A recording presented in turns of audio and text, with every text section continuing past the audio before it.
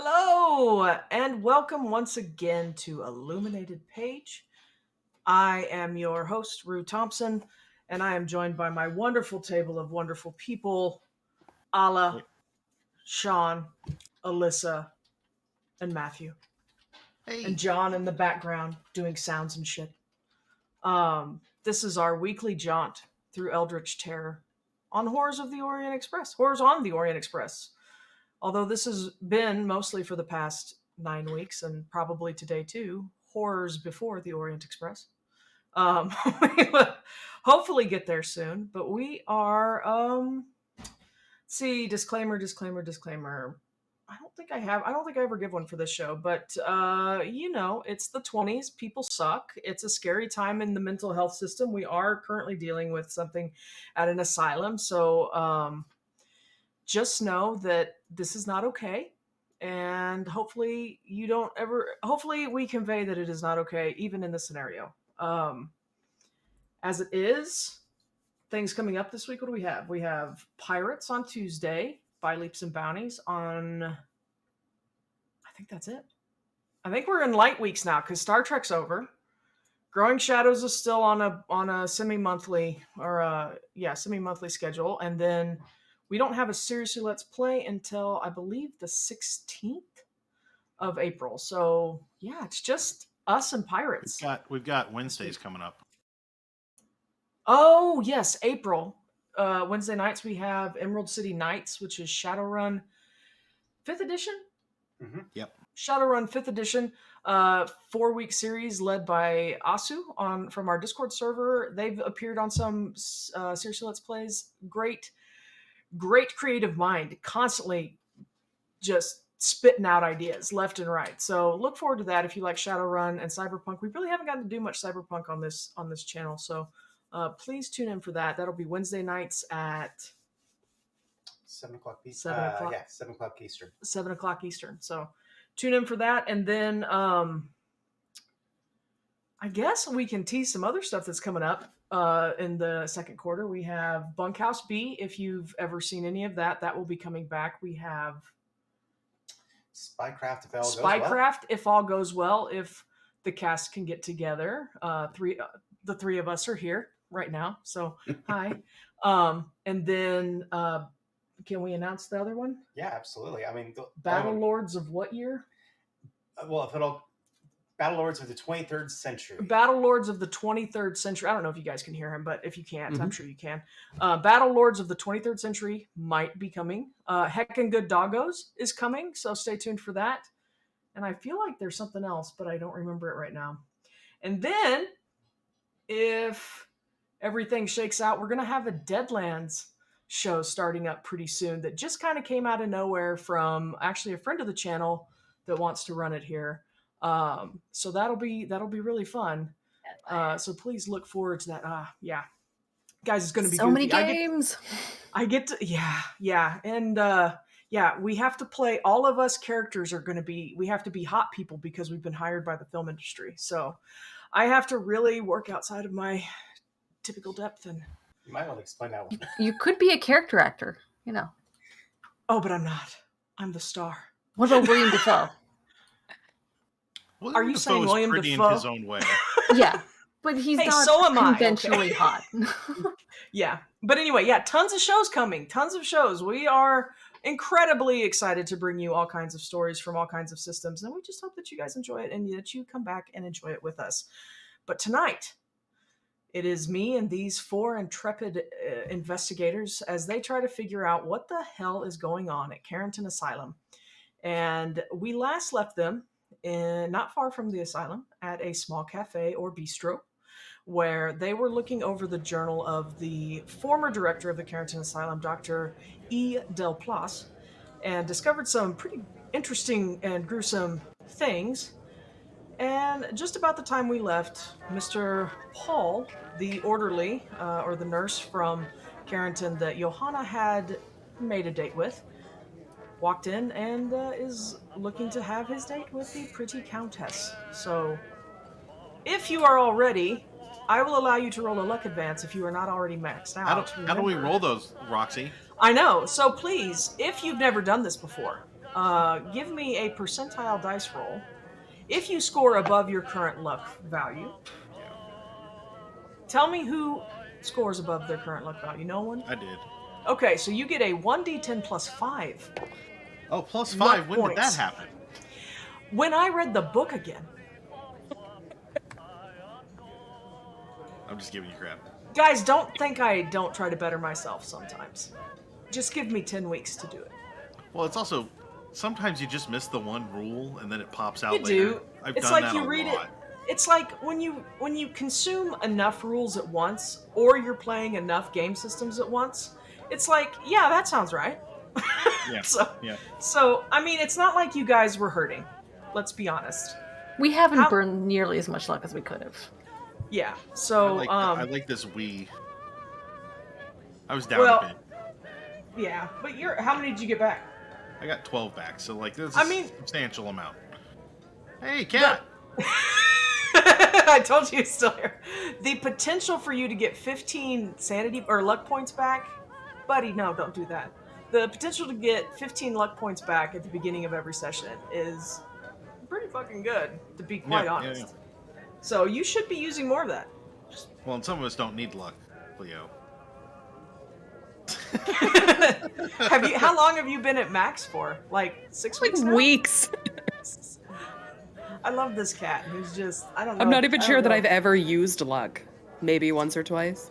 You don't need it. Yeah, I mean, yeah, Now you that don't we've need said it, I'm gonna need it tonight. This is the one week where your dice are like, Uh-huh. no. Uh-huh.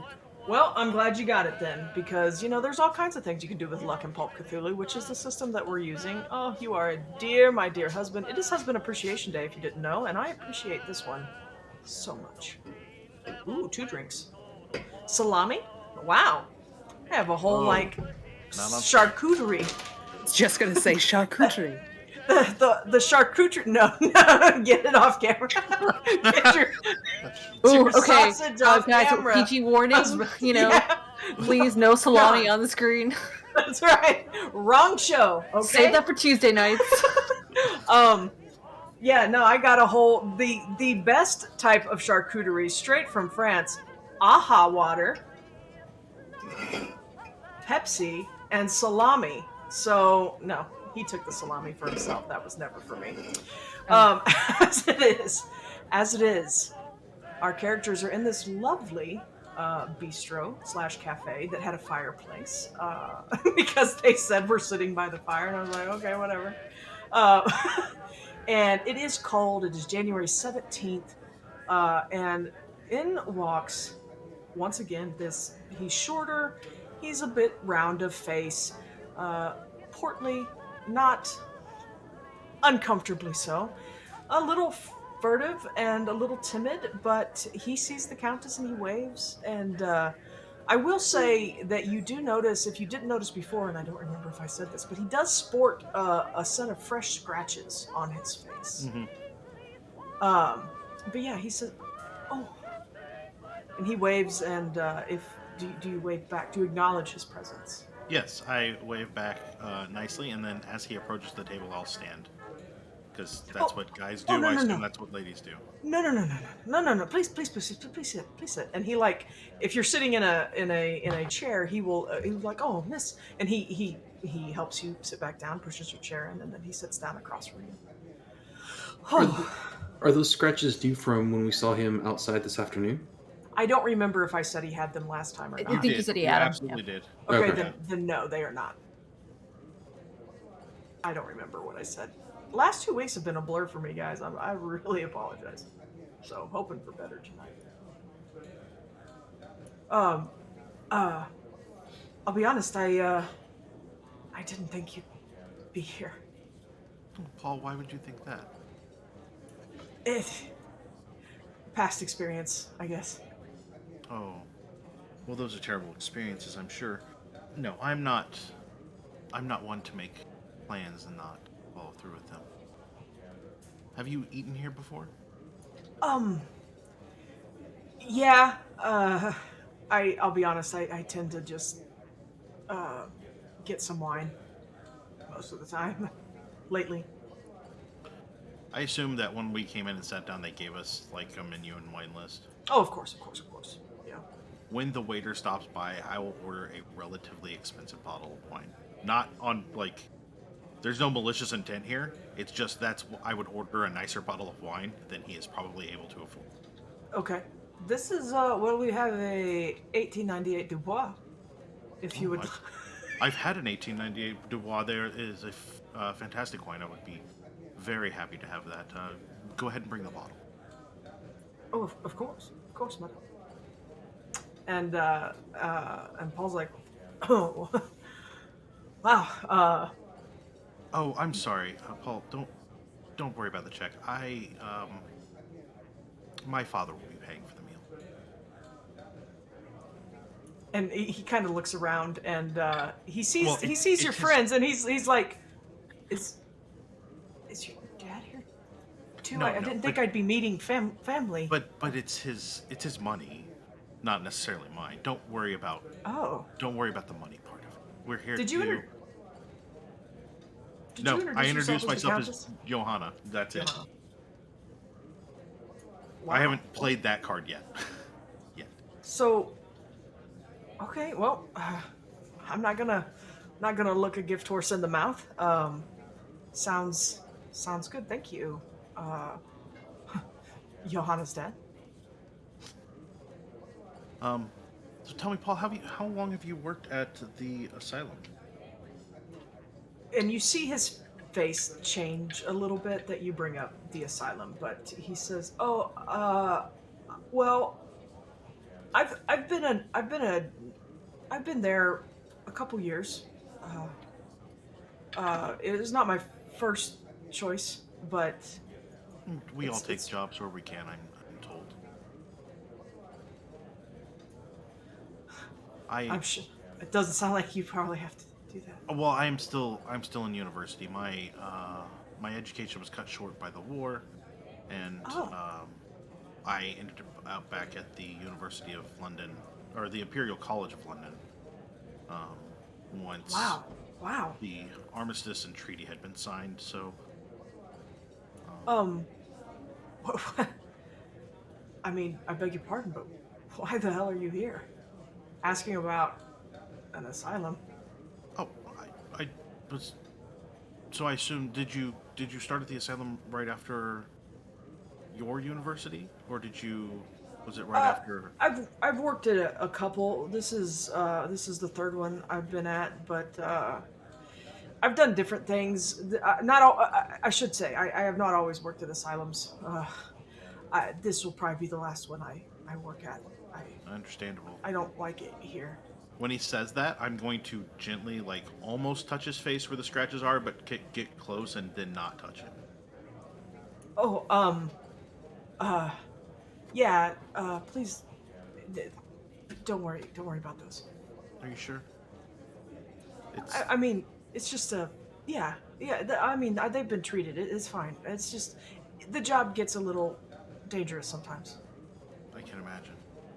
Such disturbed people, and to have someone so sweet like you taking care of them. And the color kind of flutters up in his cheeks, and he kind of looks down and scratches the back of his neck, and he's just like, So are you? You don't know me that well. Oh, but Paul, I think I've gotten to know you enough to see how kind you are. I appreciate that. So did you go to secondary school here? I apologize. I'm not sure what the French call I what don't they either. call your teenage education. I mean, I've grown up in Paris, so I've done all my education here. Were you I've not gone far from home. deeper in the city, or because we're out a little bit from the city, right? We're not in the. Let me see. Because I thought it was. Let me I look have at it in my this head map. that it's just outside of the actual city. It is a little bit farther southeast than most of the things, but it's not super far. But so what were you asking? I'm sorry, you're asking if he grew up out here So or you in the were city. did you live out kind of here, or did you live deeper in the city proper? Oh, no. Me and my mother have always lived in the city. Oh, okay. And was it just you and your mother? Did you lose your father in the war? No, my father's been gone for a very long time.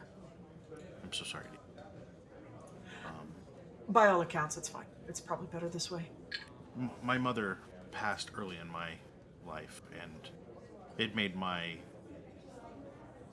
growing up a little different than I think it would have been. Moms can be something, but I think that can be said for both parents, either parent, any I will parent. raise my voice just a smidge and say, I've always had a governess, and they've always taken very good care of me. Well, wow, you live quite a different life than I may have assumed. Yes, I'm sorry, Paul. I don't mean to lead you astray. I just don't like to lead with it. I like to meet the person and not have the person meet my title. I'm Countess Johanna Ronaldistad. Of Austria. Yes, yes. So, I just wanted to get a chance to get to know Paul instead of Paul worrying about what he was doing to upset the Countess. Well, I appreciate that. It is a little intimidating, I'm not going to lie. Oh, I'm sure. But and you get the impression that he's like, okay, I thought this was a joke before. And now I'm not sure what to think, but she would have literally no reason to talk to me. And so maybe she really does just think I'm cute. And he's just like, okay, well, Countess Rinaldi Stott, my name is Paul Mandrin, and it has been a pleasure to meet you. It is a pleasure. Um, can can I ask you some questions about the asylum? My Uh, family. I have an uncle, you said. and I. You weren't the only orderly that looked like they had been given the rough end, and I'm concerned that my father will send my uncle here and that he will not be safe. I'm. You think he'll send him to Carrington? He said that it is the best place to convalesce in Paris. Oh, well, that very well might be true, but, It also keeps him out of eye in Austria, and I think my father is concerned about the vision, the view it puts on the family. Sure. Well, I mean, Carrington is famous for being a wonderful asylum. Uh, it's been there for a long time. As with any facility of this type, I will say that it has its issues. It is a very large facility. There are lots of employees.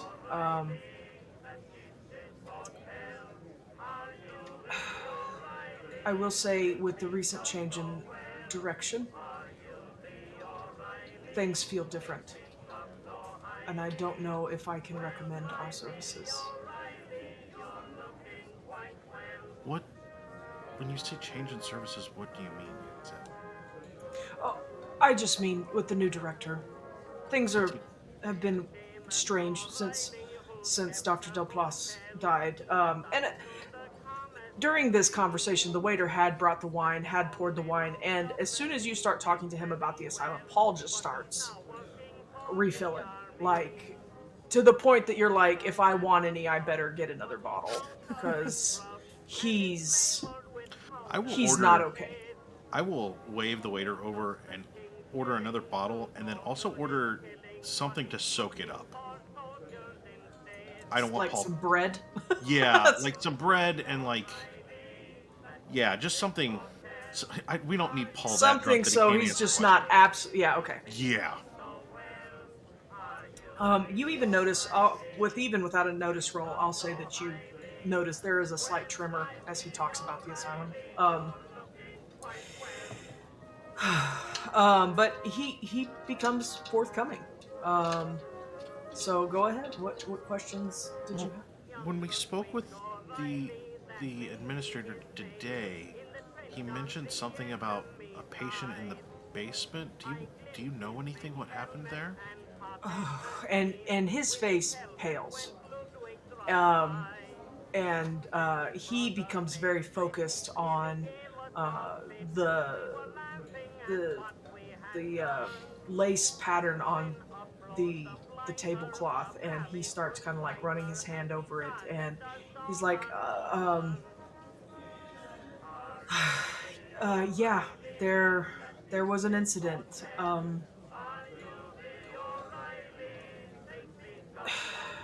It, I'll just reach over and place my hand lightly on his, and then like comfortingly like pat the back of his hand.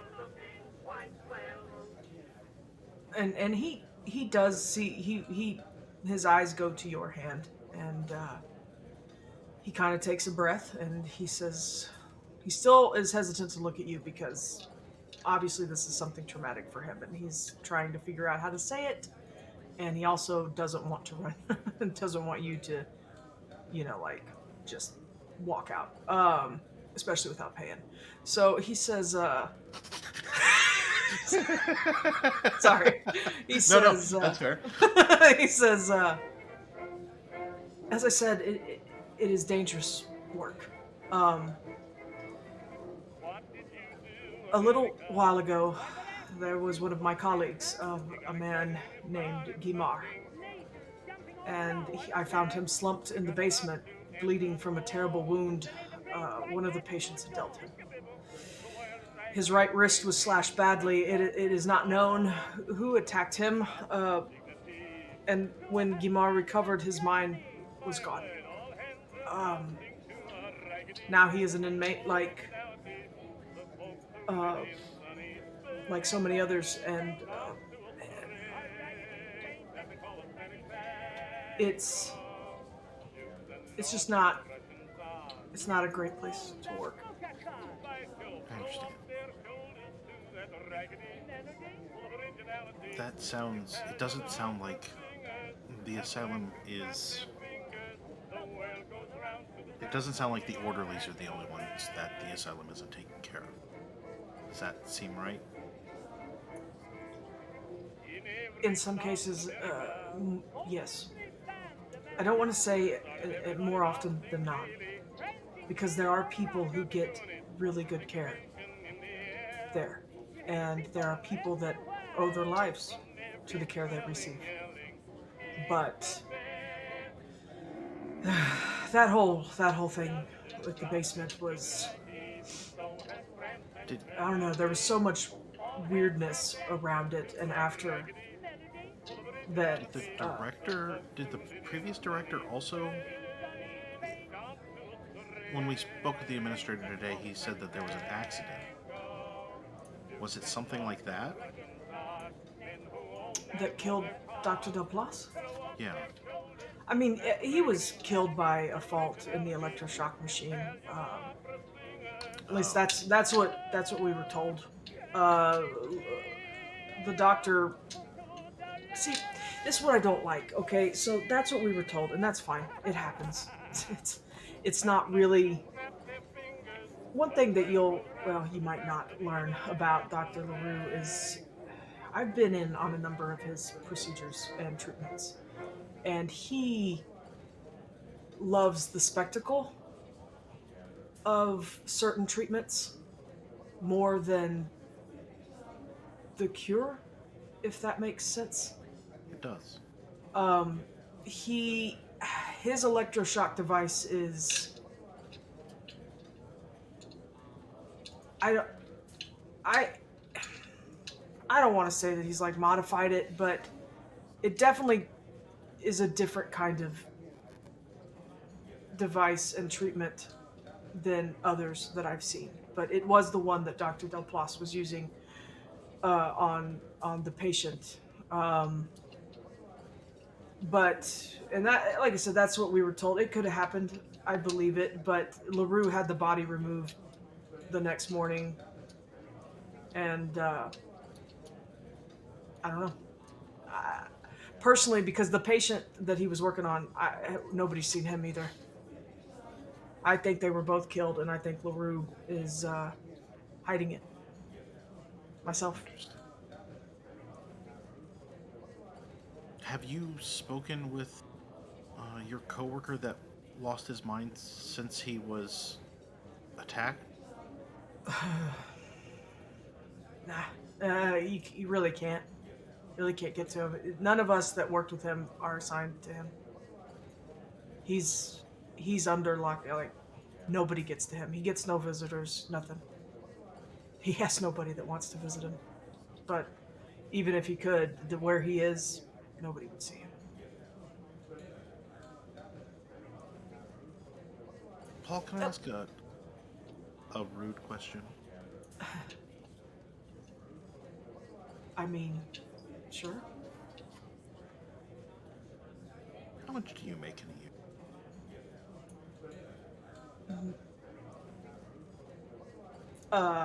I mean, what?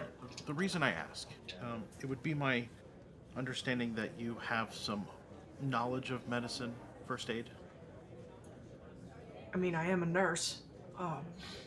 Yeah. After I checked out this asylum, my intention was to go on a trip, and while my current governess is capable, I wouldn't say that other than the nice young woman in the hat and vest, she's fantastic, but my governess and the gentleman are older, and I don't seem to have a lot in common with them. It would be nice to have someone along that I could talk to and get to know. It would be nice to have someone along that if, something happened, we had someone on hand that knew a little bit of medicine and first aid. If you were given the opportunity to leave your job, would you do that?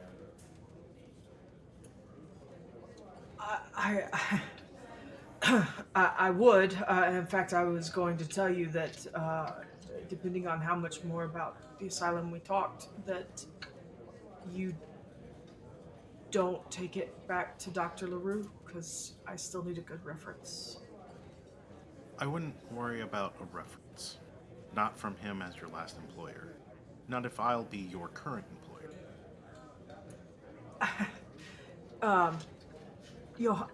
Johanna, Miss Ronaldstein. I don't know how I feel about that. I thought you, and he seems a little embarrassed, but he said I thought you invited me here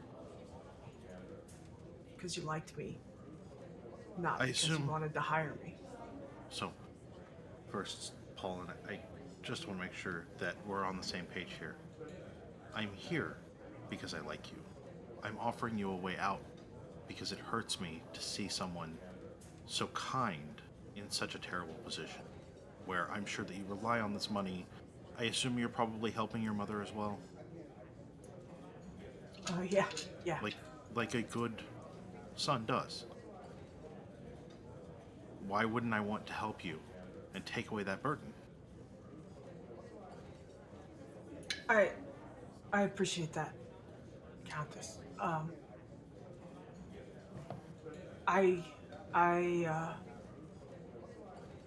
But I can't leave my mother.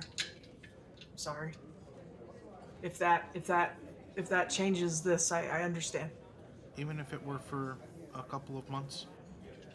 Yeah, definitely, yeah. Not coming home for dinner tonight might be a bit of an issue. I see. Well, Please, I'll see myself out. I know how that sounds. no, Paul, It's okay. Paul, It's okay. Don't go anywhere. We're having a lovely conversation. You've been very helpful in helping me make sure that my uncle doesn't end up in a place that he could get hurt in. You, your story just touched my heart, and I wanted to offer to help. And unfortunately, the way that I know how to help is to throw money at things. I'm sorry if I've offended you. No, you didn't offend me. You just you made me realize how much of a abject failure I am. Would it make things easier if you could take a couple of weeks off from work and not have to worry about money? I mean, of course, but I couldn't. I couldn't ask you for that. Oh, good. I I'm couldn't glad that accept you're. that. Glad you're not asking. I'm asking for a favor in return for money. What? What is the favor? I would like to see the equipment that Dr. LaRue, is it LaRue? It is LaRue. That is Oh, thank correct. God. That Dr. LaRue is working with. I just need one last thing to kind of submit into my mind that this is not the right place. If you could help me get in,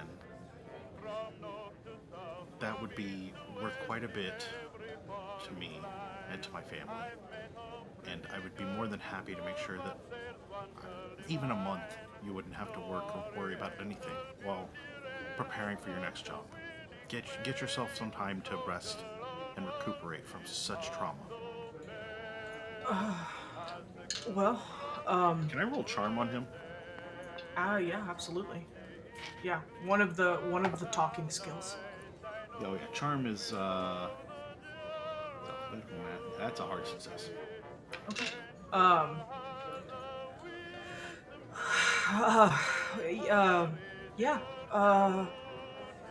I don't know where he keeps it anymore. I haven't seen it since the Plus passed, but I haven't seen it since before then. But I We were will. led to believe that he has private rooms. Is that correct? Yeah, yeah. The administrator has a private wing where they can tend to their own patients. Do you Um, think it would be possible to just get us into there, and then we will take it from there and take a look around? yeah. As long as LaRue and Ronya have already left for the day, we should be. Usually, Madame Ronya leaves, and it's fine. LaRue tends to keep odd hours sometimes. He has patients he likes. He. That sounded weird. He has patients that he sees at different hours based on their needs. I could. I could. A month? A You said month? a month. A month and enough money for you to buy your mother flowers and to help explain that you were given a job interview and that's why you're late. I think your I mother would be proud of you for looking for another job that would bring you upward in society, right? Yeah, yeah. You'd think. I will. Yeah, I can probably get you in there. I can at That's least get you to a place where I don't have keys to those wings, that or to shouldn't to be a those problem. rooms. But I have a locksmith. well, that's handy. Okay. He is, Um, yes. um, I can't be seen bringing you in, but there's a door on the northwest side that is a nurse entrance that I can meet you in. Give me give me 30 minutes, 45 to figure out to make sure the path is clear. Absolutely. We'll do 45 minutes to an hour.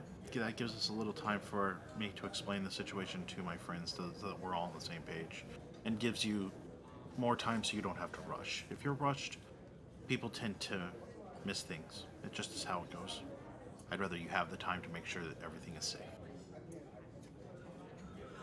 Okay. And he finishes off that bottle of wine, and he's like, uh, okay. And I will say, he doesn't seem like he's getting sloppy or anything like that. Sure, sure. He's just not comfortable right now. Yeah. Yeah, no, that makes sense. Um, okay. An hour. I'll see you. And When he stands to leave, I'll stand with him, and then I will give him a very light kiss on the cheek. oh, um, thank you. Thank you. And he leaves. And then I pour myself a glass of wine and down it. And sit back down. All right. So the other three of you have been watching this display. You have seen a very uneasy young man. What late 20s, early 30s. So I guess Kelsey's age. Old. uh, talking to the Countess and alternating between kind of pleased with himself and feeling kind of good, and then feeling really bad, and then feeling even worse, and almost leaving at least once. But yeah, now he's left, and I assume Johanna rejoins the group. I'm gonna sit for a minute by myself until the group Okay. either comes to me or I will eventually get up and go to the group.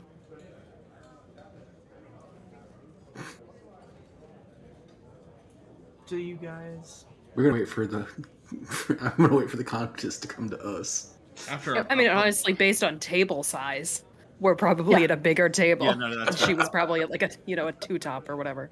After a couple of minutes, I will stand up, grab my bottle, my new bottle, the one that Paul didn't finish off, and my glass, and go over and sit down with them and pour myself another glass. I mean, That was quite generous of you, but we'll make it work. And it's a way in. There had to be a bribe somewhere. He wasn't going to just do it. Not It's all without right. me giving something else, and I'm not prepared to do that. And you're sure he's not gonna turn us into LaRue? No, not for that kind of money. Not at all. I think he's disgusted with what LaRue's doing. He also seems like the kind that could be intimidated too. That's true. Yeah, you're not wrong. But I'm hoping that I smoothed this over enough. I'm glad that he didn't take my offer of employment. That would have been awkward for a while. Yeah, you really shouldn't refer to people you are, trying to find a romantic interest with as potential employees. I hear they do not take it well. That's why I did that. I'm smarter than that. But did you all overhear the majority of that? I take it. Good. Like, LaRue might also need to be dealt with. It seems like he's a little too fond of inflicting pain than actually helping people. It is not our place to bring about any sort of justice. Okay, well, if he happens to get in our way, though. Yeah, no, I mean, that's a Just whole saying. different thing. But, Mr. Haskins, if we spend our time correcting wrongs that we're not directly looking into, we're never going to leave Paris. We wouldn't have left London. Look, if he interferes and accidents happen, that is another story. But for now, we are not. We are just here for what we need to do, nothing else. I think we need to prepare for when we get into these private rooms that we're going to see something similar to Guillermo. Or Guillaume? Guillaume. Guillaume. It's the descriptions are not far apart, or not far apart enough for me to feel comfortable. Well, let us hope that is not the case. But you may be right. Cleo, do you know what we were looking at when we saw Guillaume?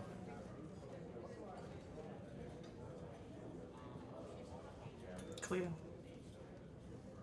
Alyssa. Can you say that again? Do you know what we were looking What at we when were we looking saw? at? Oh, what Yeah. we were looking at. I'm sorry. I thought you said, "Do you know what we were looking for?" And I was No, like, no, "I don't know." no. Um, Do you know what Guillaume was? Did you guys um, not talk about that? we did that. He was a Yeah, ghoul. I thought we talked Oh, about okay. that he was a ghoul. Yeah. Yeah. Matt has had a tough couple of weeks too. That's okay. um,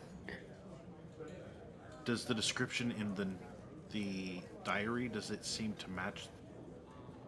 Is it similar enough to think that that's a possibility? It it's a possibility. I mean, ghouls are, they're not kind of one size fits all. Um, but certainly there are enough similarities for it to ping in my mind. Okay. Give You know, me I an do idea. think it's odd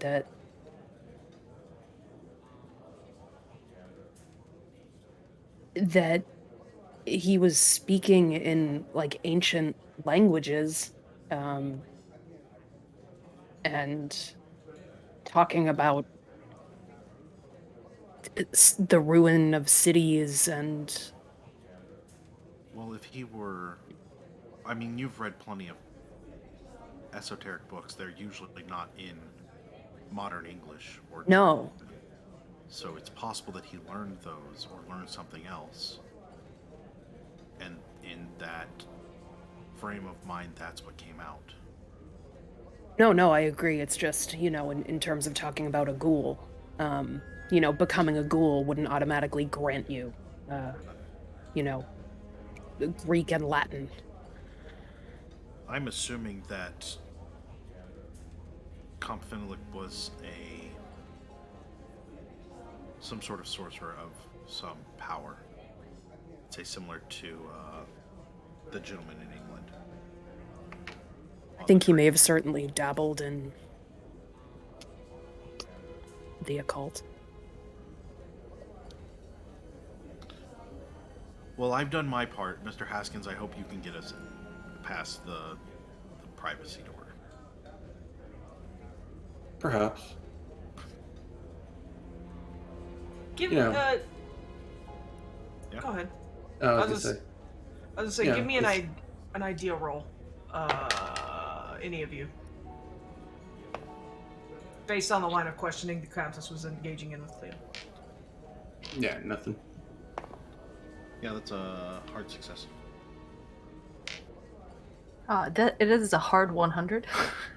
Oh, that's a critical failure. Emily. This is a Emily's over there terrible like- idea. Why are we breaking the law?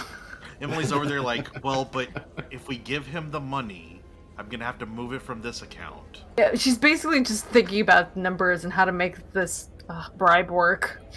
Yeah. What did you get, Cleo? I'm gonna spend 3 luck Yay! and make it an extreme success. That's amazing. Extreme That's what it's success. there- I rolled a That's 20. what it's there for. Fantastic. I will say, going back to the line of questioning about, do you think it was the same kind of creature as we met in the catacombs? I'm going to say that from the diary entry, you get the impression that while the man is described as being in tragic condition, there's nothing ever mentioned necessarily about like a monstrous, There's so much that could mean.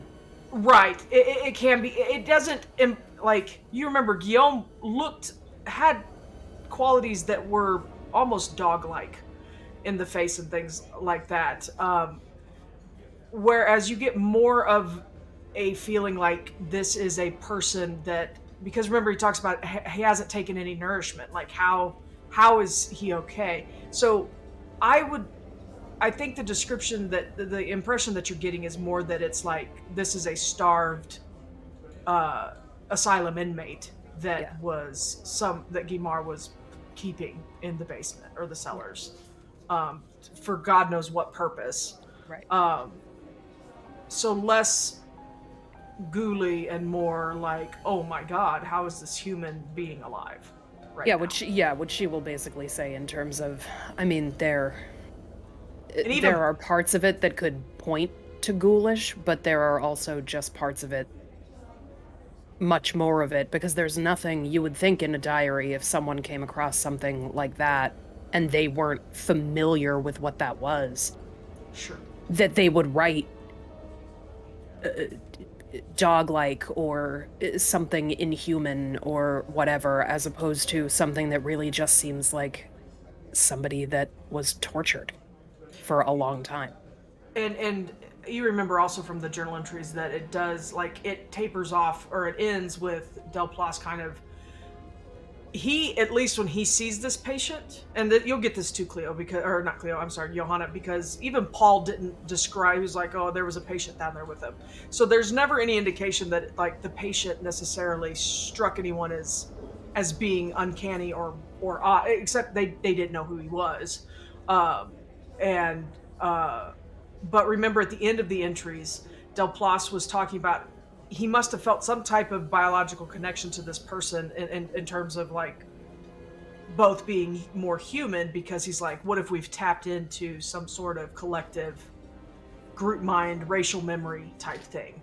So I'll give you that you don't get the impression from any of the writing or any of the descriptions that you've gotten from Paul that the patient was necessarily supernatural in a visible way, like with a muzzle and stuff like that. Okay. Does that make sense? It does. But good idea. If there's one, there's probably more. Well, I just assumed underground, living a long time, sounds like it could be bad. Like, Yeah, that, yeah. To my uneducated character, that sounds like Oh, absolutely. I mean, that sounds bad to me as a person. So, but yeah, so you guys just kind of wait out the rest of the time before you go back to the asylum? I would like to make a plan so that we're not just doodle farting in there. You never just want to doodle fart in anything. I mean, No. it's just a bad I idea. think, like my word, my words are. It's a good word. Doodle fart is up there with my mom's favorite word, which is fart choir. So, Well, I would suggest leaving firearms unused due to the loud nature of them. Agreed. I also think that we need to. We're looking for this unknown patient specifically. I don't think we need any more paperwork, do we? Not unless we want to collect any sort of evidence about the goings on there.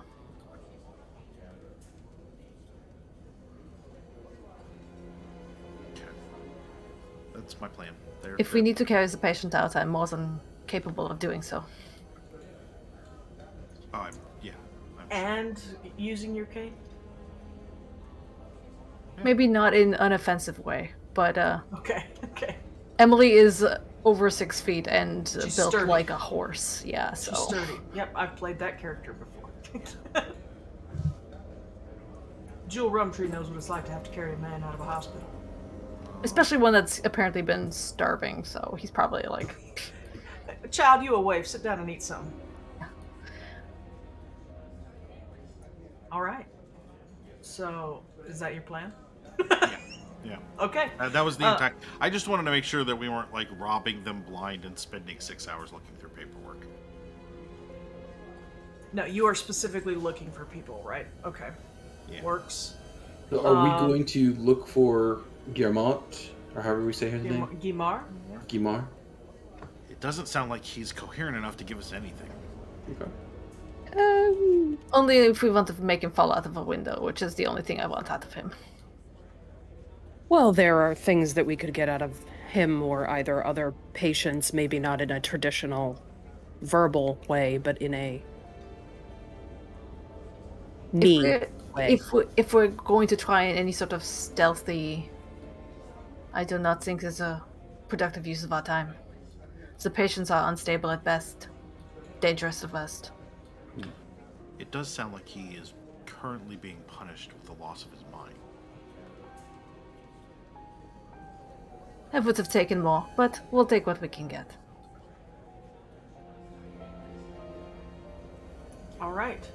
So the four of you make your way to the asylum. Remember, Paul said to go around to a door on the northwest that is usually an employee or a door for the nurses. When you get there, he's actually waiting outside the door, and he's like, "Okay, you came. I was honestly kind of afraid you were going to either not show or turn me in for even agreeing to this ridiculousness. Okay, so he opens the door and he's like, "Come in here. It's like a break room, but all the other nurses are on rounds. I have clothes that you can change into to blend in a little more." And he kind of looks at all of your outfits and he's like, "We're gonna pass through some places that might be a little bit more heavily populated, but just maybe throw on a jacket or throw this shirt over it." And he like hands you all like white shirts and they're nurse shirts, and you can wear them or not, but he suggests that you do. Yeah. Emily does. She sort of takes off her coat and she's wearing like a tactical turtleneck underneath. Tactical turtleneck, beauty. It's Yeah. sneaking time. Sneaky with this white shirt on, motherfucker. So sneaky. But yeah. Yeah, Cleo would put it on. I mean, So- she'd make sure that she has all the supplies she needs, which Yeah, mostly same. live in like Absolutely. pouches on her belt, so it's not that big. Okay, that's fine, yeah. So yeah, I'm gonna say it's a scrub style shirt or like a work shirt, button down. And he's like, okay, and he kind of looks around and he says, we should be good. Like I said, most of them are on their rounds. The route to LaRue's offices and the private wings are usually not frequented at this point because he stays away from most of the patients, except for his own. I do not know if he has any patients in the private wing at this time, so that's a problem for you to deal with, I'm afraid. And he begins to lead you through. There are times when he'll stop you and like maybe in a dark room as you're passing by as you're passing by a doorway, he may motion for you to enter into a room. All of the other like reception staff and all of that like welcoming area at the front is darkened. This is after visiting hours. This is just the night staff or the evening and night staff and the patients. So he leads you through, and you notice that you're coming up on a familiar place that you were just some hours ago, and he takes you into the antechamber before LaRue's office, and he says, "Okay, the private wing, the easiest way to get to it is through LaRue's office." So, and you remember that there was another door in that office that led, presumably, as Paul is indicating, to a private wing where he might keep patients. So, yeah, he's like, I saw Madame Ronia leave, so this room should at least be empty, and I don't know if Dr. LaRue has left, but the lights We can were take off it when from here. Yeah, the lights were off when I walked by, so do be careful. I will wait nearby. If you can come back to this antechamber, I will find you. Thank you, Paul. Of course, Countess. And he shuts the door as he leaves. And you actually hear the door lock behind you. Oh, good. Locked in. Maybe we can unlock it I'll from just, this end. No, we're fucked now. It's over. I'll just look at That's Haskins what and you think. look at Haskins and then look at the door that we haven't been through and then look back at Haskins and just be like,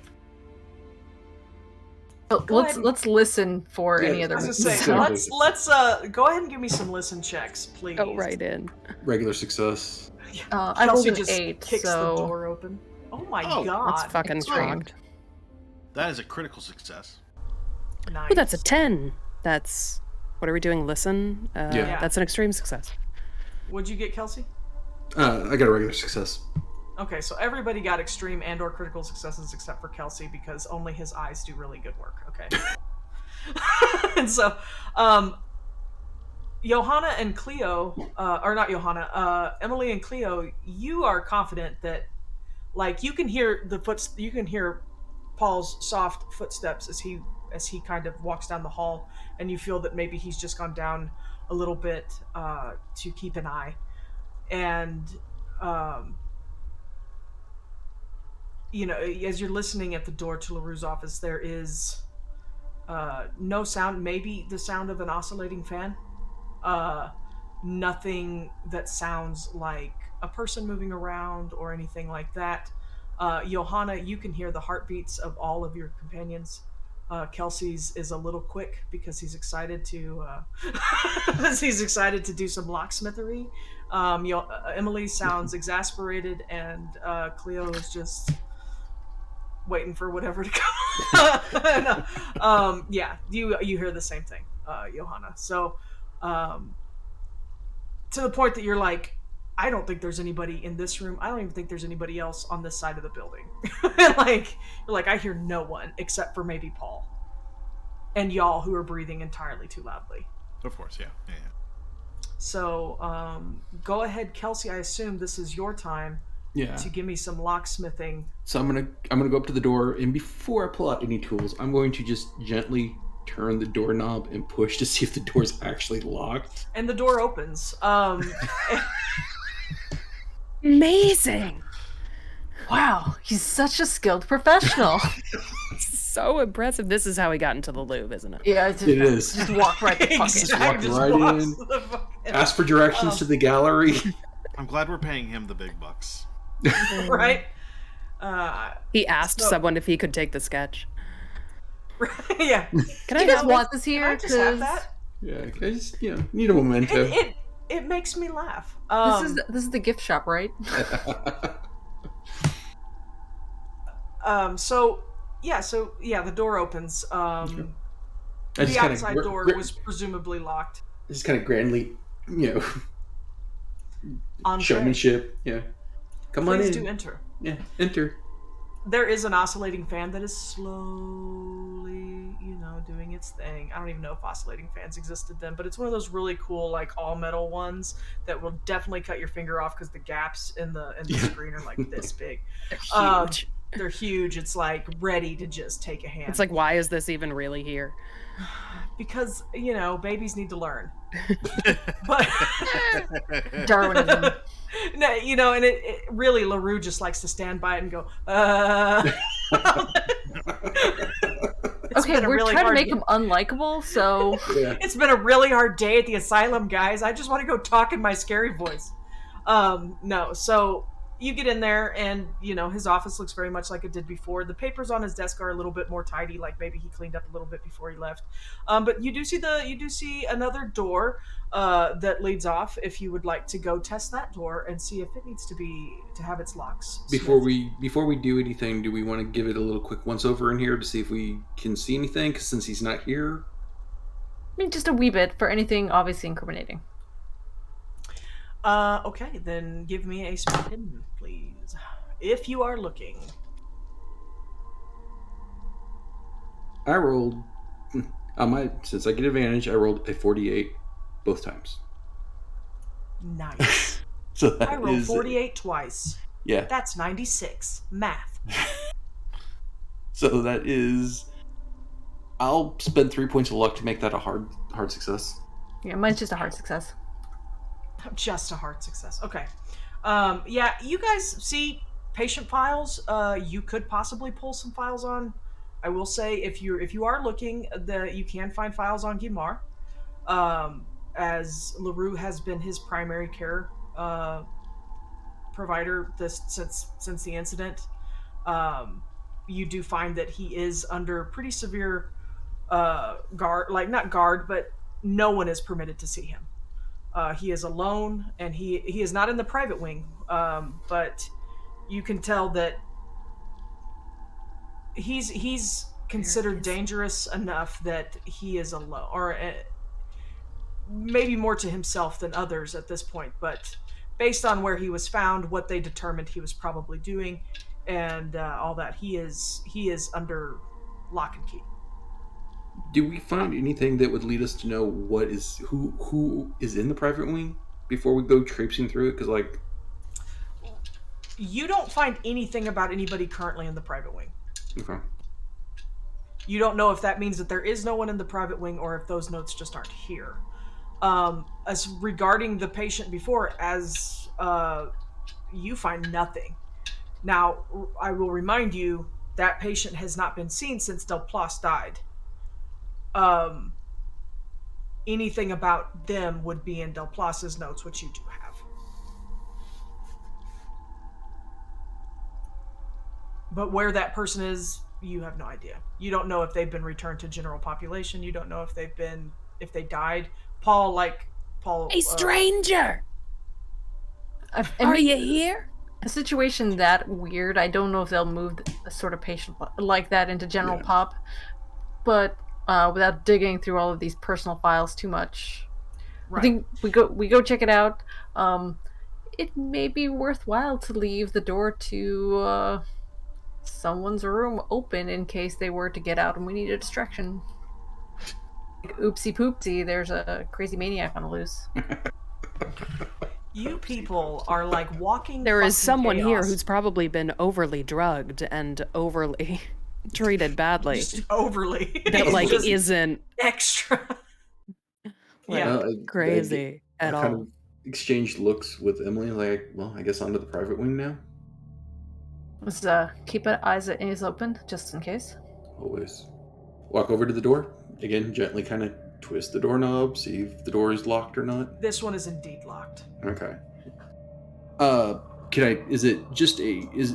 talking high security door, deadbolt, or is it just a normal door lock? I'm gonna say for 1920, they're not expecting people to come in here or want to like break in here, so it's not like several, maybe it's two, like maybe the handle and a deadbolt. Okay. Easy enough. It's a 5-tumbler deadbolt, nothing that's too complicated. Pull my tools out, start. I can do this in my sleep with one hand behind my back and the other one on a sandwich. For the viewers at home, the oscillating fan was designed in the early 1910s. So history fact, everyone. Bingo cards. Oh, I didn't even think about the bingo card. You're welcome. I'm going to spend 10 points of luck for a normal success. What? Nice. I rolled a 90. What? Jesus Christ. We have rerolls on the table. Oh, yeah, that's right, I do. Oh, I do. That's right. Cool. Reroll. Thank you for the reminder. This is why we do quoties, because he sucks at it. Okay. Wow. Everyone has a bad day. We had a few glasses of wine. He got cocky because the other door just opened. Performance anxiety is real. We went from two extremes. I think what I said was better. Went from a 90 to a 1. There you go. I have a critical success. Nice. Or just disappears. Yeah. The locks disintegrate. There was never a lock there. There aren't any more locks in this door. The door swings open. Inside, this is kind of like another antechamber before the actual wings. So this is kind of more of a room. There are other files in here that are under stricter guard, clearly. Some other instruments and tools and things. And I will say, well, give me a spot hidden. I'm not going to say fuck all, so please tell me what. Because maybe you see nothing. Spot hidden. I see nothing. Hard success. There you go. Come on, who's got that extreme success for me? Or exceptional, as you've all taken to call it. Guys, I got a weird feeling in my jaw. It's weird. How badly do we want the extreme success? I could dump 8 points to get the extreme. You don't need an extreme success. I'll tell you that. I'm not going to be that person. Okay. Is that all we got? The one regular success? Hard. Just a hard here. Okay. You do see an electroshock machine. It is on a table. Looks to be... It's set out very nicely, as though it was stored there. This is its place where it stays. The table does wheel. And it is stationed there with all the little hookups and things. And it... Give me a, Man, what would I even have? to do? Mechanical or maybe electrical repair? Give me mechanical or electrical repair, whichever one you are better at. I will go for mechanical repair. And I'll even give you an intelligence roll if that's better, Sean. No, I got a 10. That's Jesus. a Okay. that's a hard success. Nice. I mean, I've got some points in mechanical repair. I figured that was good for a locksmith. Yeah, same. More hard? Okay. Let's see, I might actually try. I'm gonna do electrical repair, and it's just a regular success, and I had to burn 1 point of luck for it, but Okay. I want a check mark. Nope. Mark those check marks. Mark those check boxes. Yeah, looking at it, I don't know how familiar you are. Maybe, Emily, you've seen something like this before. I don't know what y'all's familiarity with. You think I haven't studied devices of torture in the military academy? Please.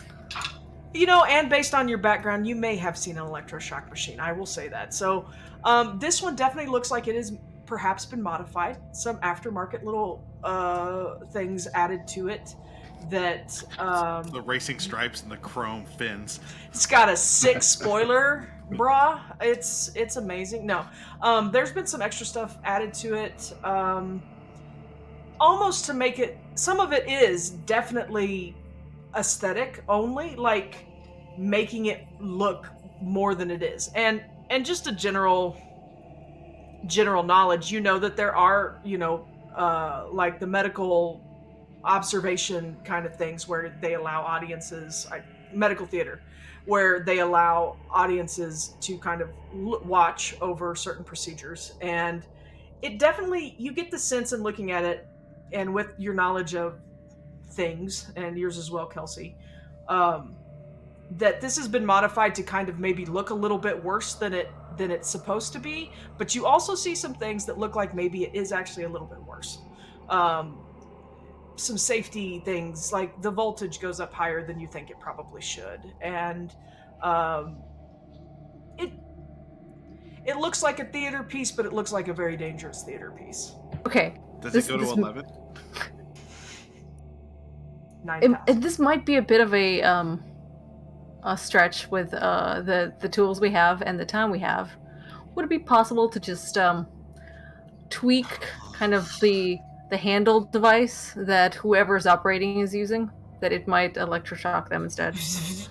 Just to get rid of some of the safety wire. Give me the electrical one tape? more electrical repair roll. Can she have advantage on the electrical repair? Because I do have fine lock picking tools such as clippers and little tiny probes and I stuff like that. will allow it. Sweet. Anytime anybody talks about one of those medical, view things, all I can think of is Seinfeld and dropping a jujube inside somebody having... No, Junior Mint. Oh, it was It's Junior Junior Mint. Mint. Okay, so I rolled a natural 6 because of the advantage, bless. And I am going to bump that by a few points just to get that very hard success. Okay. That very hard success. Very hard, guys. Very hard. Maybe, you know what? Let's bump it all the way to extreme, just because it's like 4 points difference. Yeah, just go. It's not like you guys don't have luck advances sitting on the table. Sorry, the question mark in front of your face was wonderful. The red mark. Yes. Thanks, Kat. It was very perfect anime. Like, what am I doing? Question mark. No. Yeah, you do that. You intend bodily harm on someone quite successfully.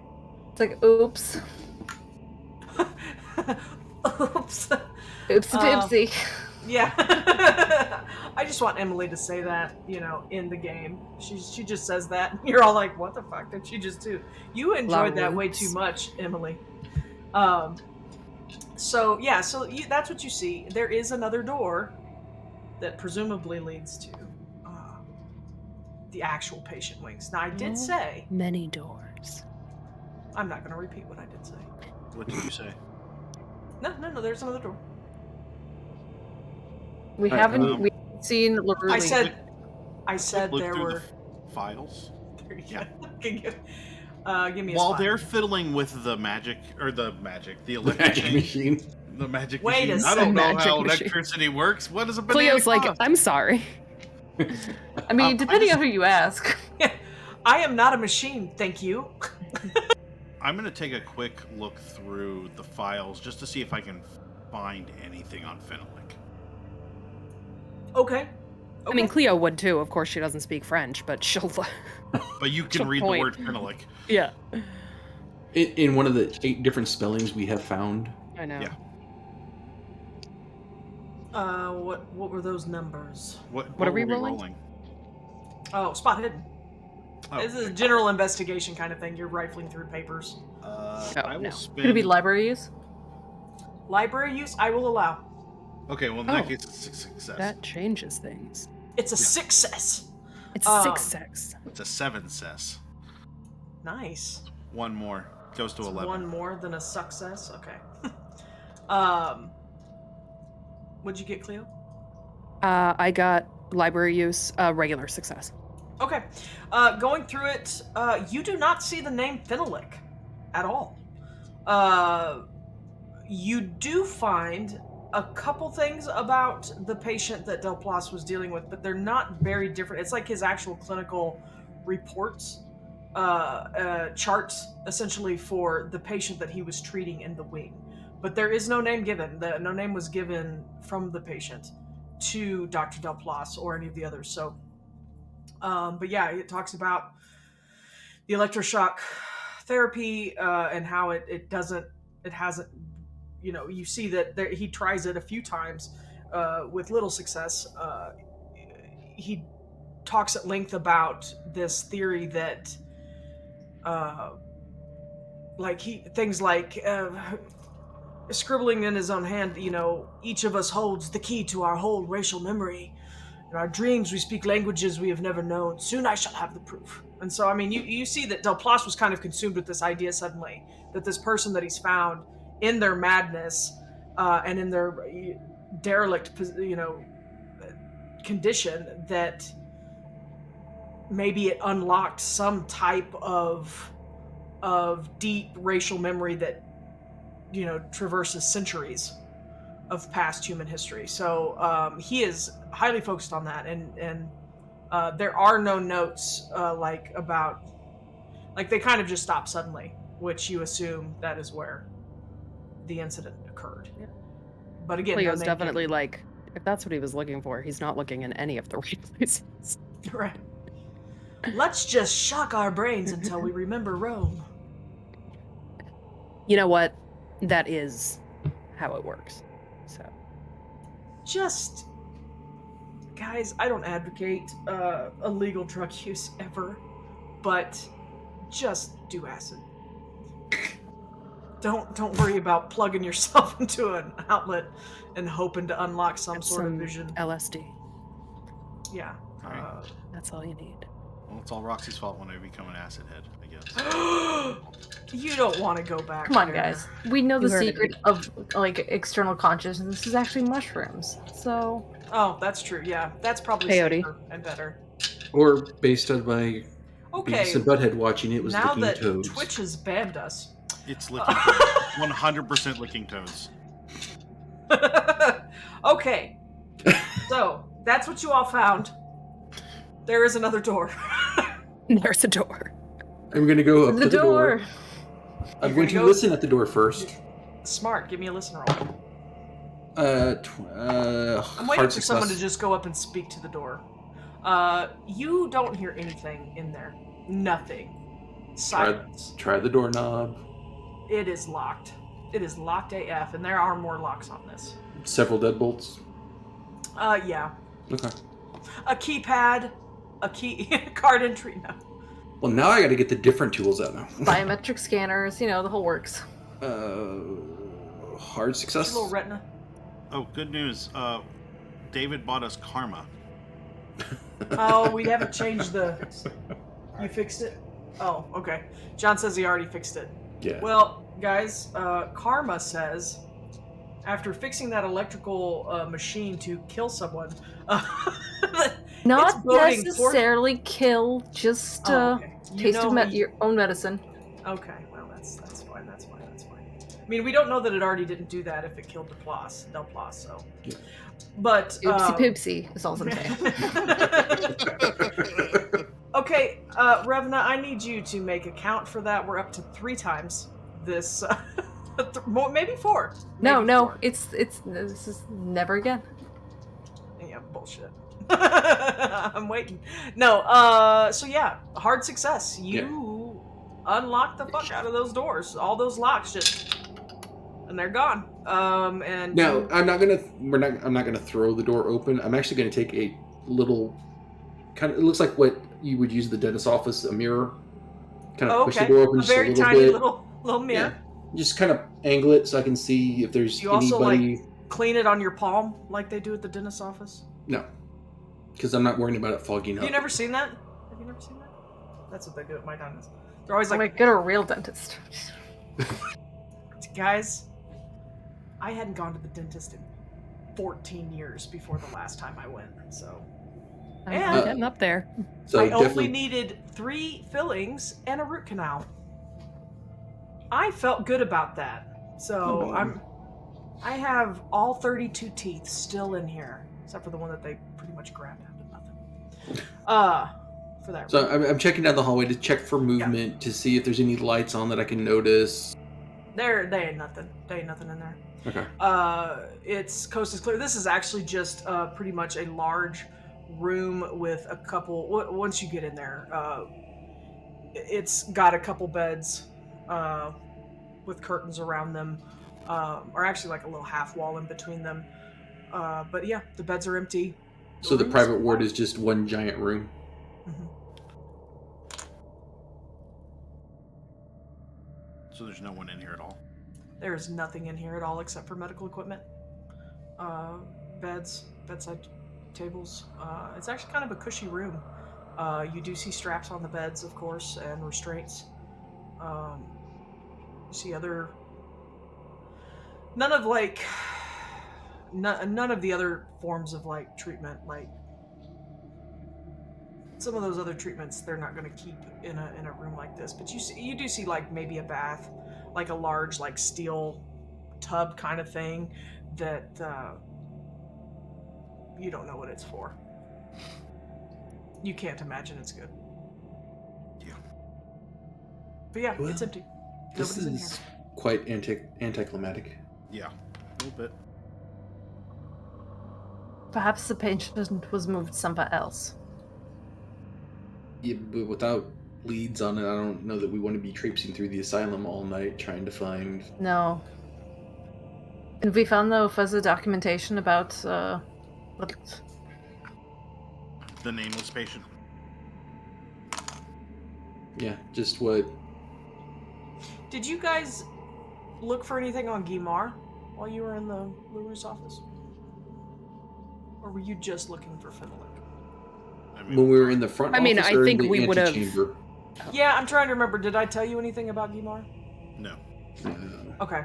I will say, because you guys got really good rolls on that, because I forgot, you really don't, like, he doesn't even remember past waking up and being insane. Like, they can't get anything out of him about the event.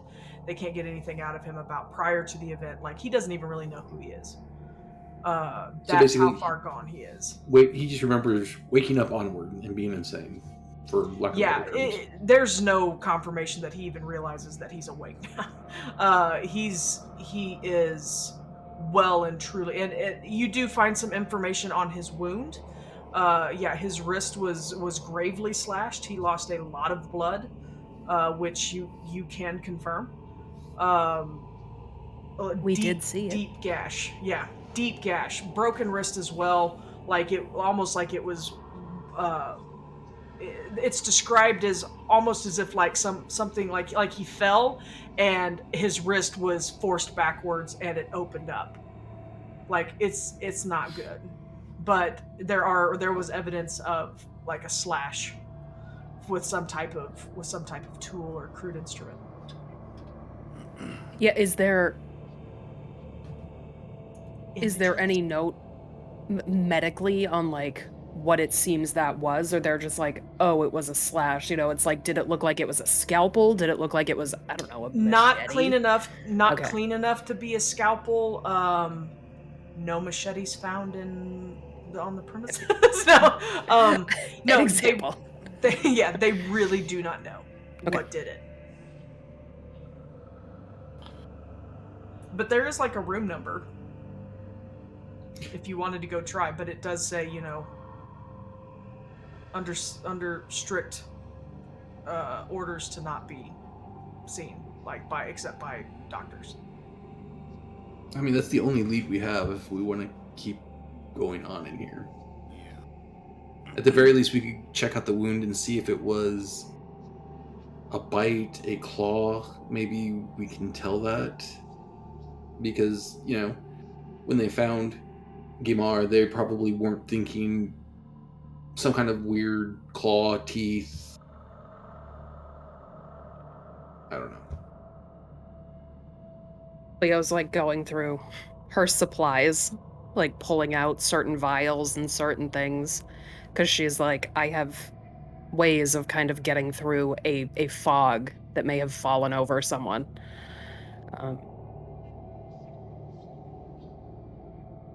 Yeah, if there's nobody here, I think that's our best option. How do we get this past Paul, though? Don't get it past Paul. We're here. We're here. Well, We'll go back through the office and go to the main floor and find the guy's room. Okay. I look official. I'm in a shirt. Yeah, we're all very official. I'm wearing clothes. Is that Period. Just wearing unusual? clothes, period. Okay. Good for you. Oh, did you dress yourself today? Oh, so cute. No, okay. So you retreat to the antechamber. Do you lock the doors behind you, or do you just leave them standing there? Just for my knowledge, do you shut them? Do you make it look like you were never there? Do you not give fits? Nope, shut and lock. Shut We definitely don't want him to think that anybody messed with his machine. I do. Nah, then he'll make sure it's fine. Okay, so you retreat to the antechamber, Madame Ronard's office. Paul is actually in there. He's like, okay, did you find what you needed? Yes, we did. It looks like I assume you guys shared that the thing had been souped up, the electroshock. No, they were just huddled over it for a while. Yeah, we're... Shh, don't talk to us. Go read the files. It does Ask no questions. It does look like his electroshock machine has been modified to do more damage than it should. I see. There are other machines. There are other ES machines here, and they do not look like that one looks. He's into that Grand Guignol theater stuff, and I think he's starting to just try to do it himself here with the patients. Is he the only one that uses that machine? Yes. Well, Del Place used it before, but that was because LaRue was his assistant. But the machine didn't look like that when Del Place used it. Yeah, it did. Oh, it did? Yeah. No, it's been like that for a while. I don't know that Del Place really cared. He just used it, and LaRue would set it up for him. So it's still... LaRue is still responsible for why it looks. Yeah, that's why none of us... And behaves like that. He doesn't... I don't think he cares about the welfare of patients. He cares about whatever sick shit he's into. I don't know what it is. I don't know what it is about asylum. This thing. If you could avoid putting family in an asylum, I would, because I understand that things get difficult, and sometimes it is safer for people to be here. It is, but they put people away for the dumbest shit anymore, and then there's people in here that are just as bad, but they have titles and and nice clothes, and they come from money. And please, no offense, but it doesn't matter. They get to have all the power, and they can do all the sick shit that they want, and nobody says anything. I mean, no. If you knew what some of the people in here do, it's horrifying. And if I could leave tomorrow, which I can leave tomorrow, right? You can leave tomorrow. Yes. Then good, because I can't with these people anymore. Paul, we'd like to make one last stop while we're here and see. I've only checked the route to here. That's fine. Or we can check the route on our way. There has been interest expressed in seeing Gimar. I can't get you in there. I can't get you in there. I He has nurses that stand guard at his door. I can't get them to leave. That is their express purpose, is to watch him to make sure nobody but medical staff goes in. Who are those nurses? I don't know, some night shift guys. I don't work this shift. Jim doesn't either, by the way. I know where you're Like, yo, going. Jim, what's up? Jim, what are you afraid of? Jimmy! Jimmy, tell me your fears. Let me comfort you. I'm gonna In look this over room with this man. I'm gonna look over at Emily, kind of like, I don't know what do we do? I'm sorry. And you don't want to. Remember, I said those guys that do sick shit. He's one of those guys. The things that he was doing to patients. What was he doing? And to patients? He kind of looks at the three ladies and he's like, terrible things. If you're worried about offending them, just tell me. I've seen some shit, bro. Give me a psych roll, Sean. Just Sean. Ooh, 27. That's a regular success. Paul doesn't like you. He heard you sass a second ago. We're like, we'll find our own way out, thanks. And he's like, I don't like you. Wow, I didn't mean for it to be sassy. I was like trying to assure him. He took it as you're muted, Allah. I guess my French inflection wasn't as good as I thought it was. Are you not supposed to be muted, Allah?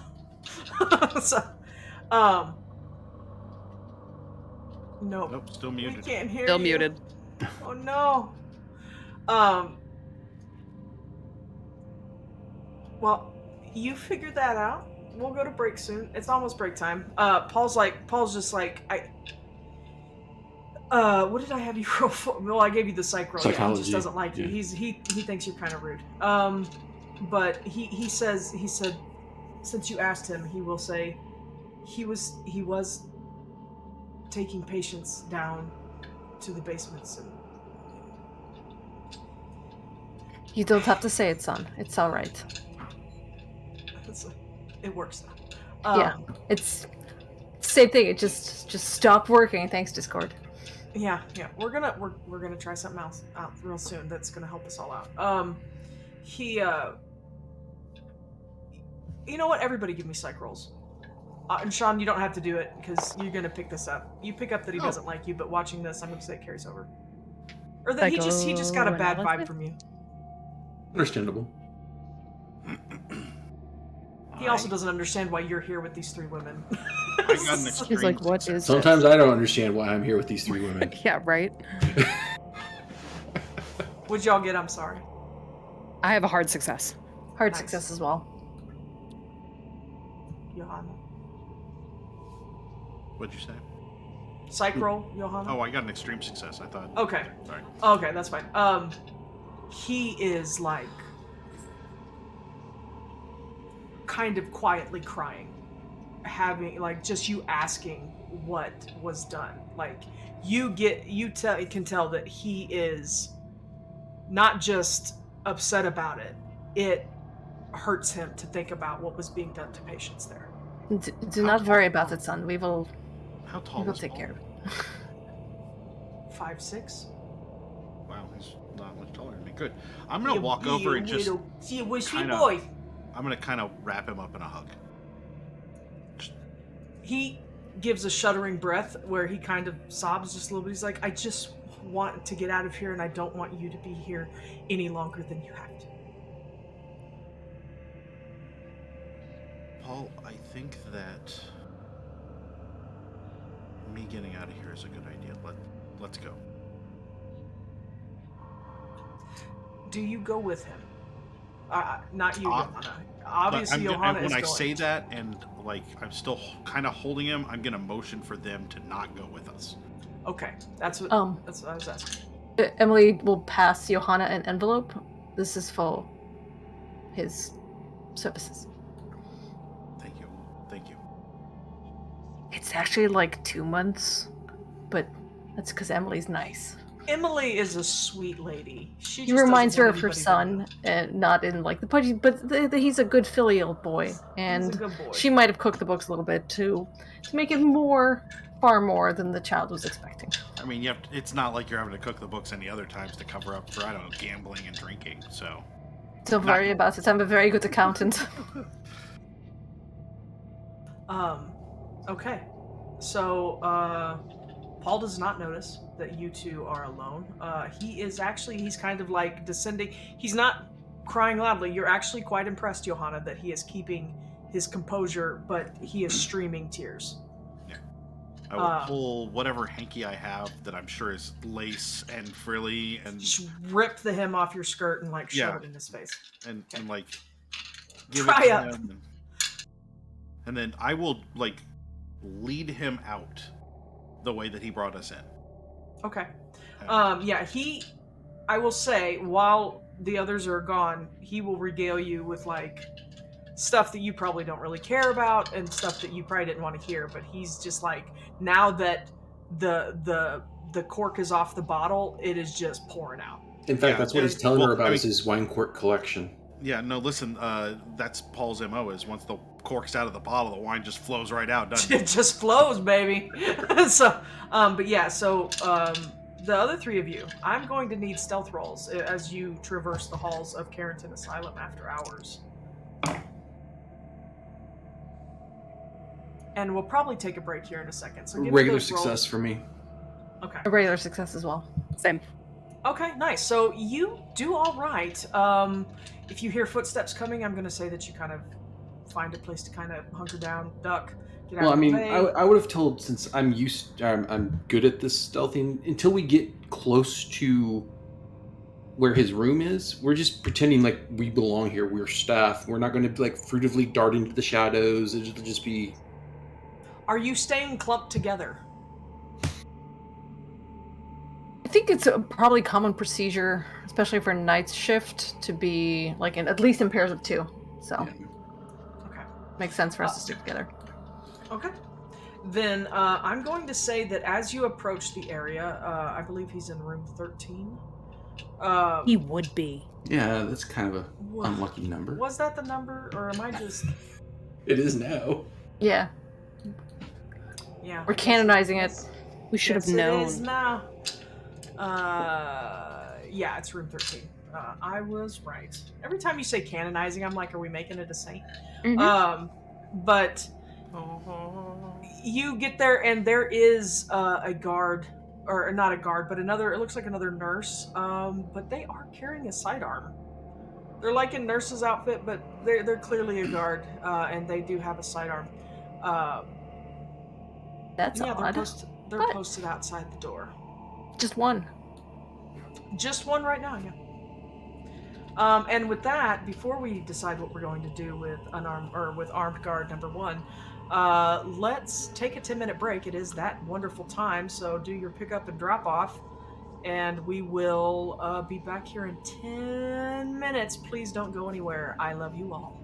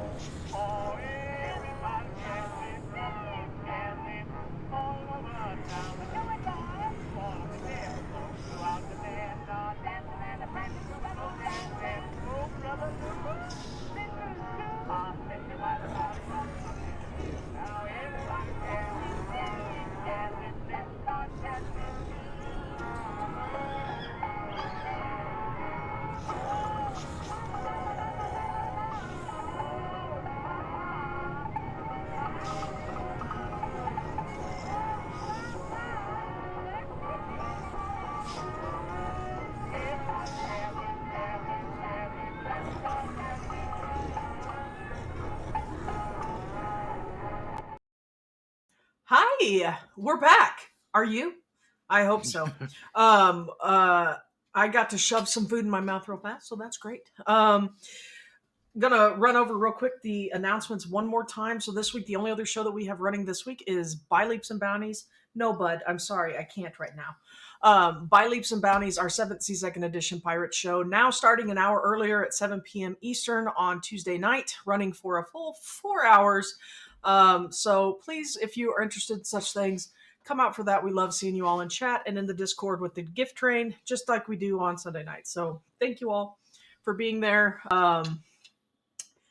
April, so starting next week. On Wednesday night at 7 p.m., we will have Emerald City Nights, a Shadowrun 5th edition limited series run by Asu on our channel. John will be in that show. You can't see him right now, but you've seen him before. And some other people. I don't remember everybody else's. So if any of the rest of you are in chat, raise your hand. Greg is playing. Greg is playing, who is on I our was gonna X-Ball play, series. and then my work decided I shouldn't, so I'm not gonna play. Same here. Yeah, I slated feel to bad play because I too. know Matt's a big Shadowrun fan. Yeah, so. you know what? There's a lot of positivity that comes out of this movement at work, so I'm not gonna be too bad. Yeah. So yeah, please tune in for that. Again, 4 weeks, every Wednesday in April, we will be running that Emerald City Nights.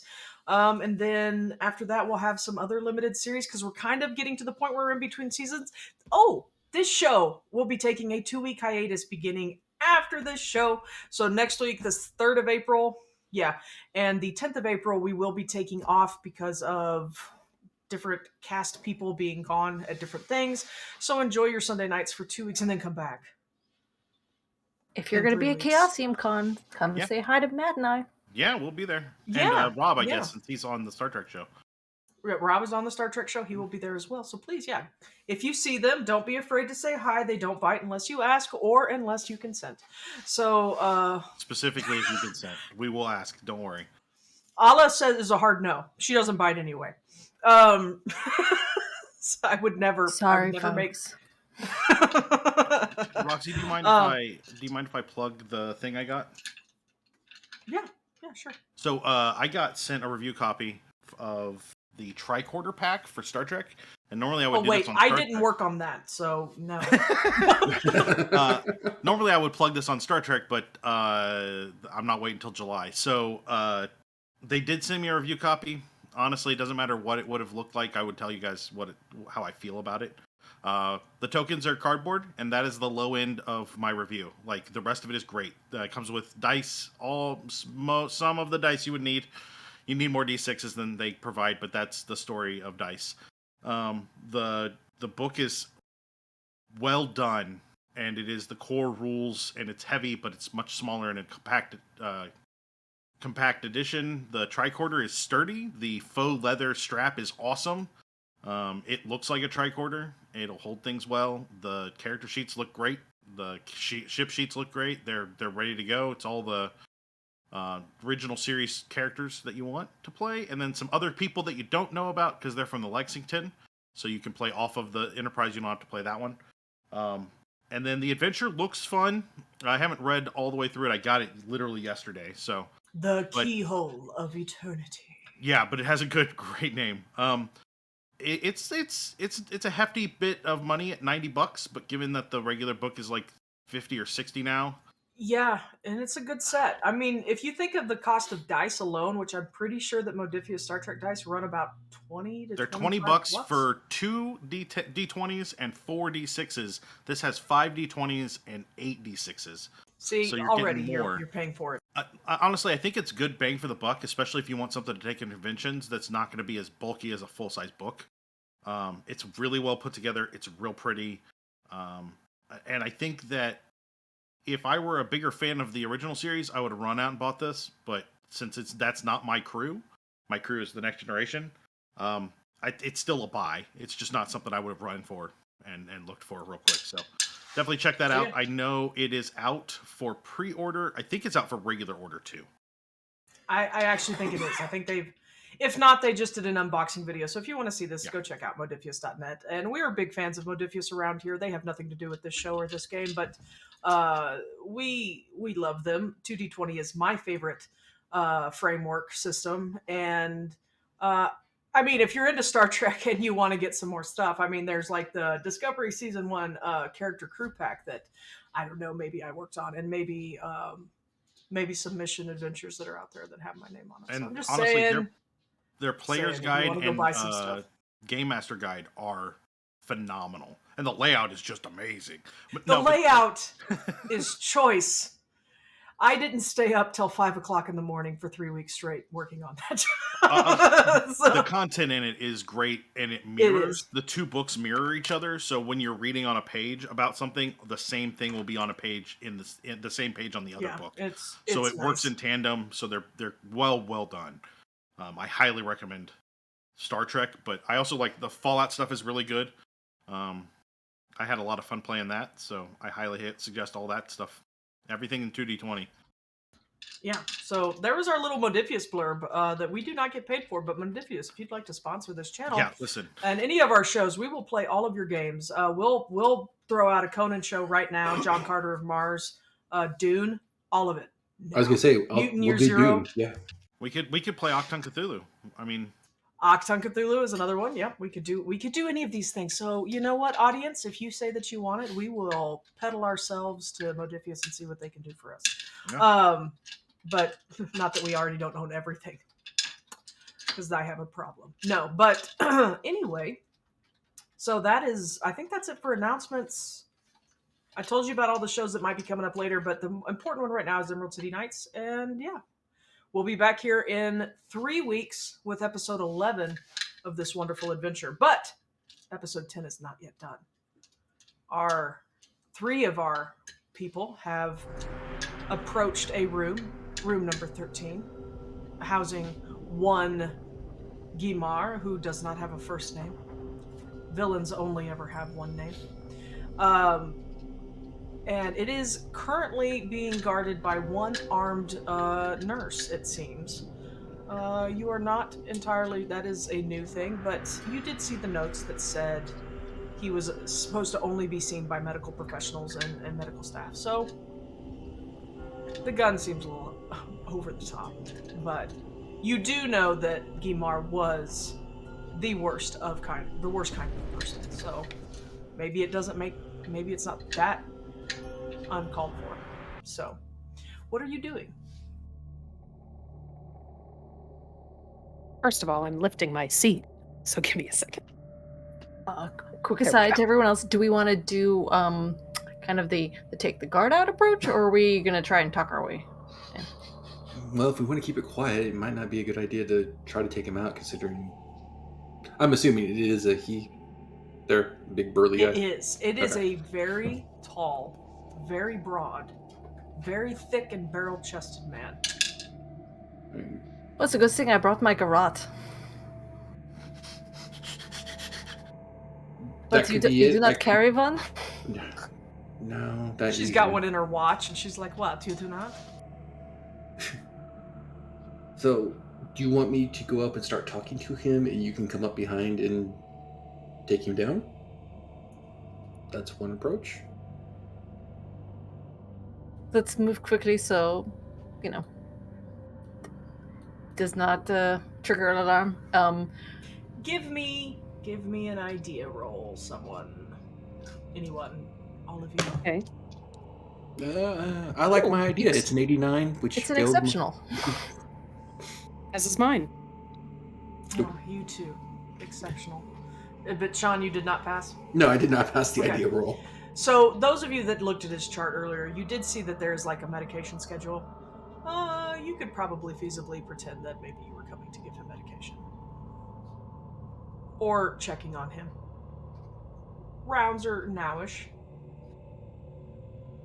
If you want to go a peaceful route. If we're going chaos, that's up to you. I mean, did we wake up today and choose violence? Let's find out. Emily did. She has mentioned killing someone multiple times this episode. I've yet to do it. No one can prove it. That's a new bingo square. So when we do the second edition bingo, we have to have Emily Next seasons. says oopsie poopsie and or tries to kill someone. Next seasons. Yeah. Well, let's go with the delivering meds approach. I think 2 nurses would actually make sense, especially if one is a larger one. in the off chance that he is violent. Okay, so how are we going to explain a third person? We're gonna need a lookout. if there is somebody actually delivering medicine. All right, Who's got the do best that. eyes? I'll play lookout. Not me. Well, So okay. I mean, Emily's bigger. That's fine. I Yeah. mean, if you want to do that, Emily can be the burly one to help. I mean, with I this. also don't mind scaring anyone else that might be coming this way off if you guys want to handle getting in there and dealing with whatever's on the other side. I will That- also ask you who's got good chatty skills. Which is I've got the charm. I have a persuade, not charm, but persuade. Yeah, I'm gonna say with your idea rolls, I'm gonna say that you're probably gonna want Kelsey to do some talking, yeah. and maybe Emily to do some intimidating and get the fuck outery. Yeah. Gallery. Sorry. I only know violence. So let's let me be on lookout and kind of scare any nurses coming this way off. All right. Single look. That's all it takes. Little snarl. I don't even know who that woman is. She was terrifying. All right. What time is it? Just By this point, I'm gonna say after dinner was at 6:30. Dinner, I'm gonna say you guys drank for about an hour and chitty chatted and flirted, and then it was an hour later. So we're looking at 8:30. You spent a good half hour to 45 minutes rifling around the office and futzing with a electroshock machine. So I'm gonna say we're coming up. We're somewhere between 9:30 and 10. 10 o'clock. 10 o'clock rounds. It's time for his 10 o'clock medication. All right. The big burly man with his arms crossed and leaning up against the doorpost sees you approach, and he's like, "Who are you?" My name is Francois. I am currently a new hire and new hire. Just started today, and we're here for the 10 o'clock medication rounds. I don't remember seeing anything about you in the employee bulletin this morning. I know. Give me a charm roll, Sean. No, it's like, I know. Give Can me a you fast believe? talk. Give me a What- fast talk. Oh, fast talk. Leo like I'll doesn't let you- understand anything that's I'll being let you said. give me a She's like, charm. Okay. Charm is a regular roll. Regular success. Okay, I was like, yeah, I Regular mean, roll. it's I'm not giving you any bonuses or anything. I was like, Straight roll. with all the turnover and all the chaos with LaRue, I mean, is it any surprise that they haven't updated the employee list?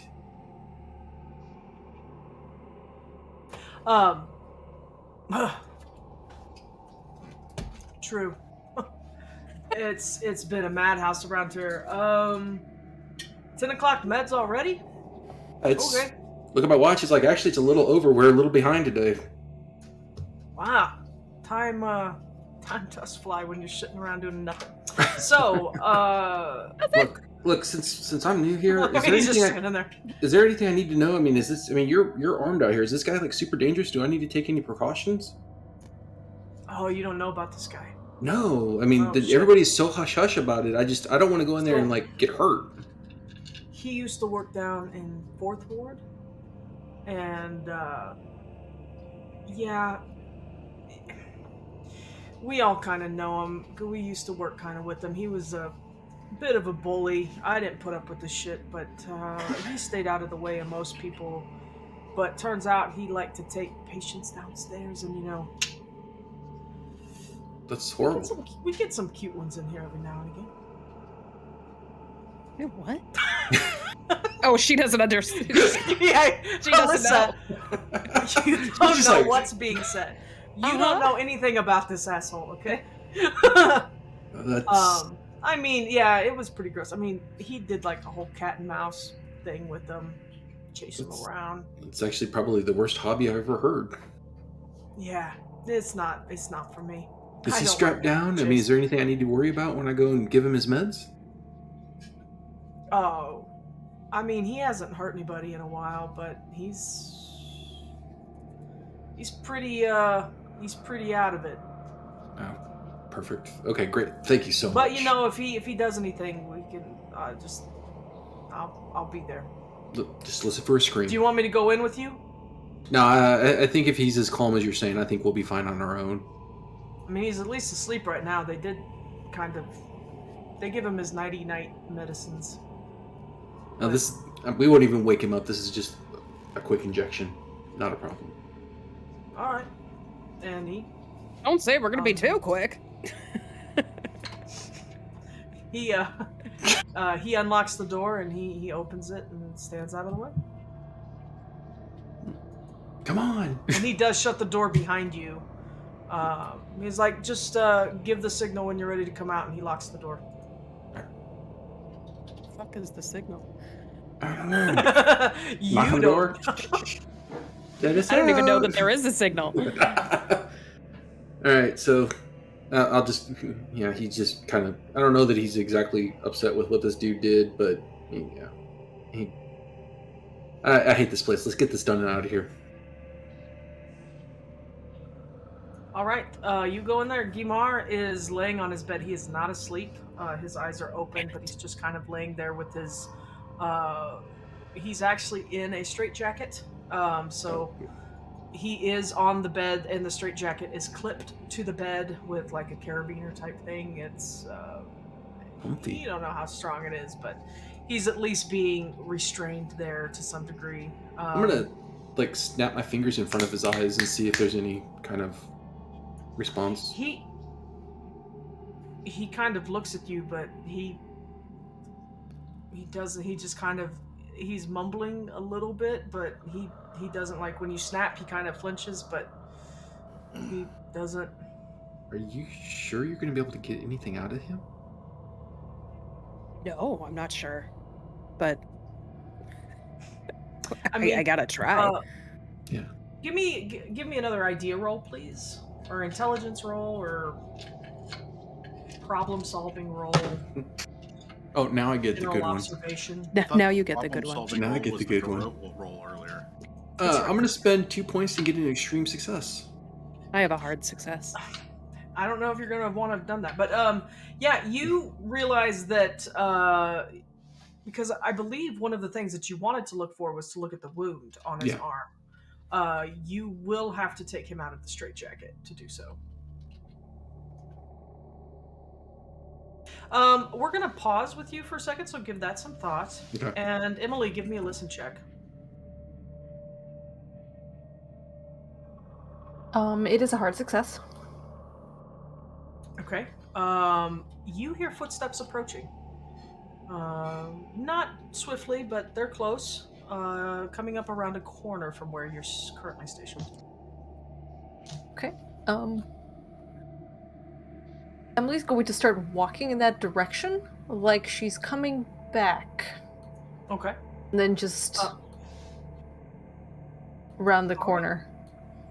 Okay. Then you round the corner and you see another man, a pretty big guy, actually taller than you, broad, also with a gun on his hip. And he's kind of walking down the hall a little fast, and he's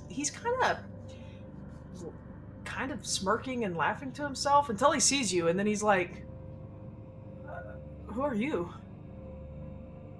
Are you?" Just got done with the medicine for the patient. I know everybody that works here. I don't know you. And I am new. Go ahead and give me a fact. I am new. Give me. Are you trying to intimidate in this moment? she can't really, she doesn't lie particularly well, so this would just be hilariously Okay, give me something. Give me some one of the talking rolls with your glorious dice that roll exceptionals and criticals.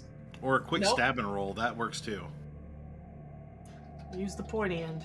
Well, she's not trying to intimidate yet, so she's just trying to like talk. It is not a success. Okay. She's just like, okay. We've got those rerolls. No, I am new. Yeah, we do have a table reroll.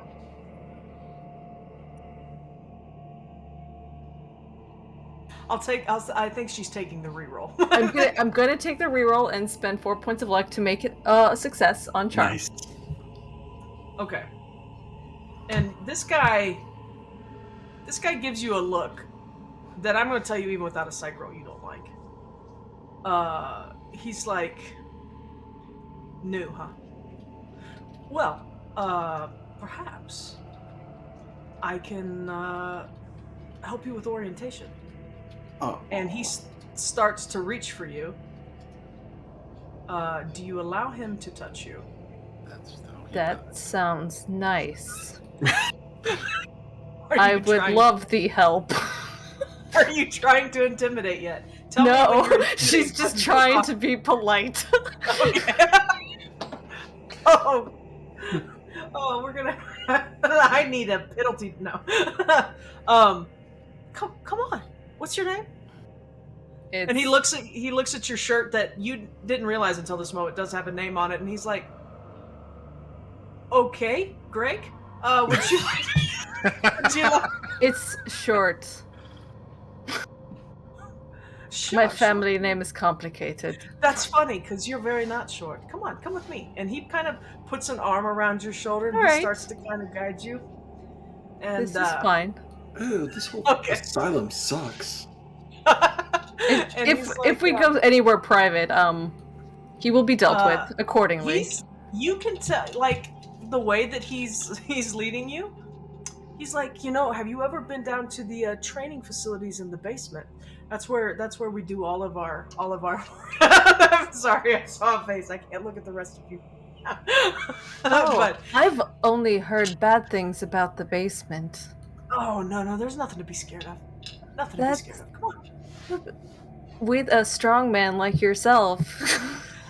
And it's very she's very monotonous, just oh, that sounds lovely. I would love to go see that.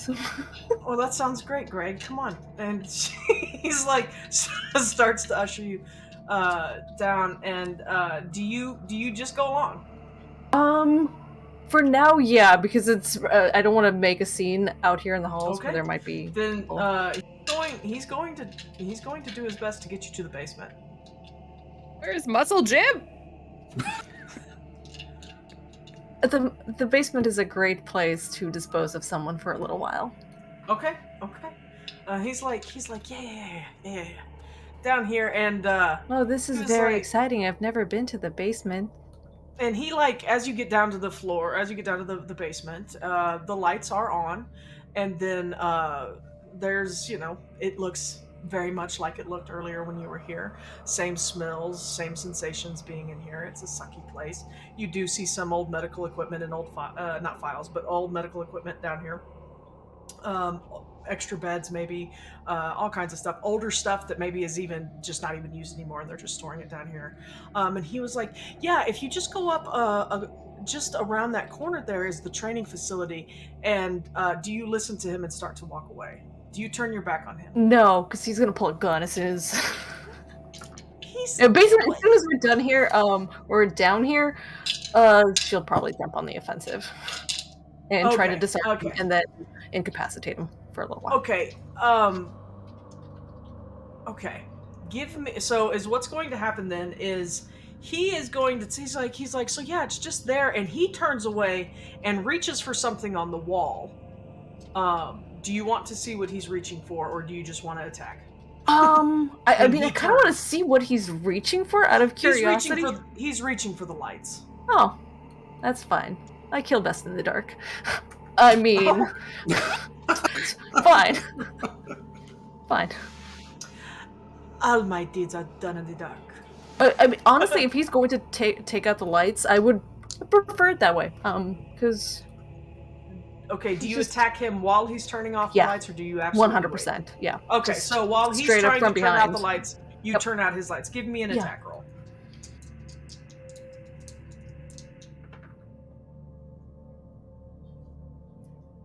So it is an extreme success, and I'm just using regular brawl. I'm not gonna use a sword cane or anything. This is just straight brawl. Okay, what'd you get? It is an extreme success. Okay, because he got an extreme success on his dodge too.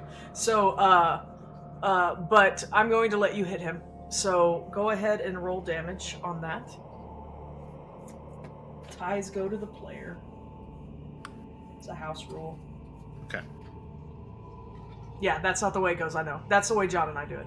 I wasn't going to argue with you, and then you said it's a house rule, so now I don't have to argue with you. So there. Yeah, Perfect. Yeah.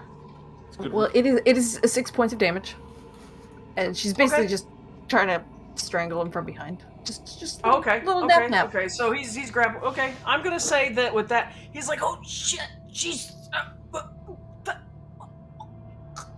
and then you knock him out. He's not dead, but he is asleep. Yeah, I just need him asleep for just. I mean, she's taken out enough Do you people. do that, any damage to him while he's asleep? No, I just need him unconscious for probably an hour or two. So Give me a listen check.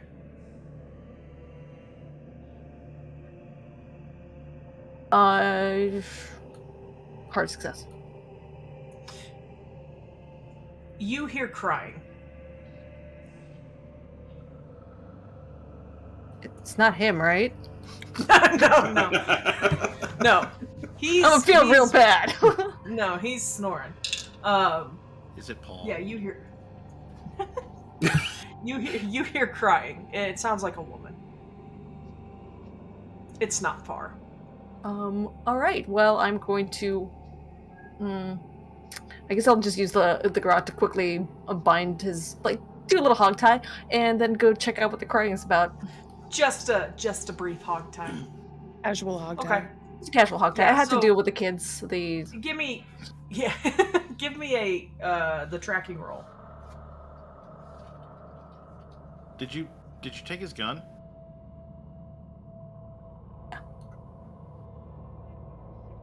He hath been disarmed.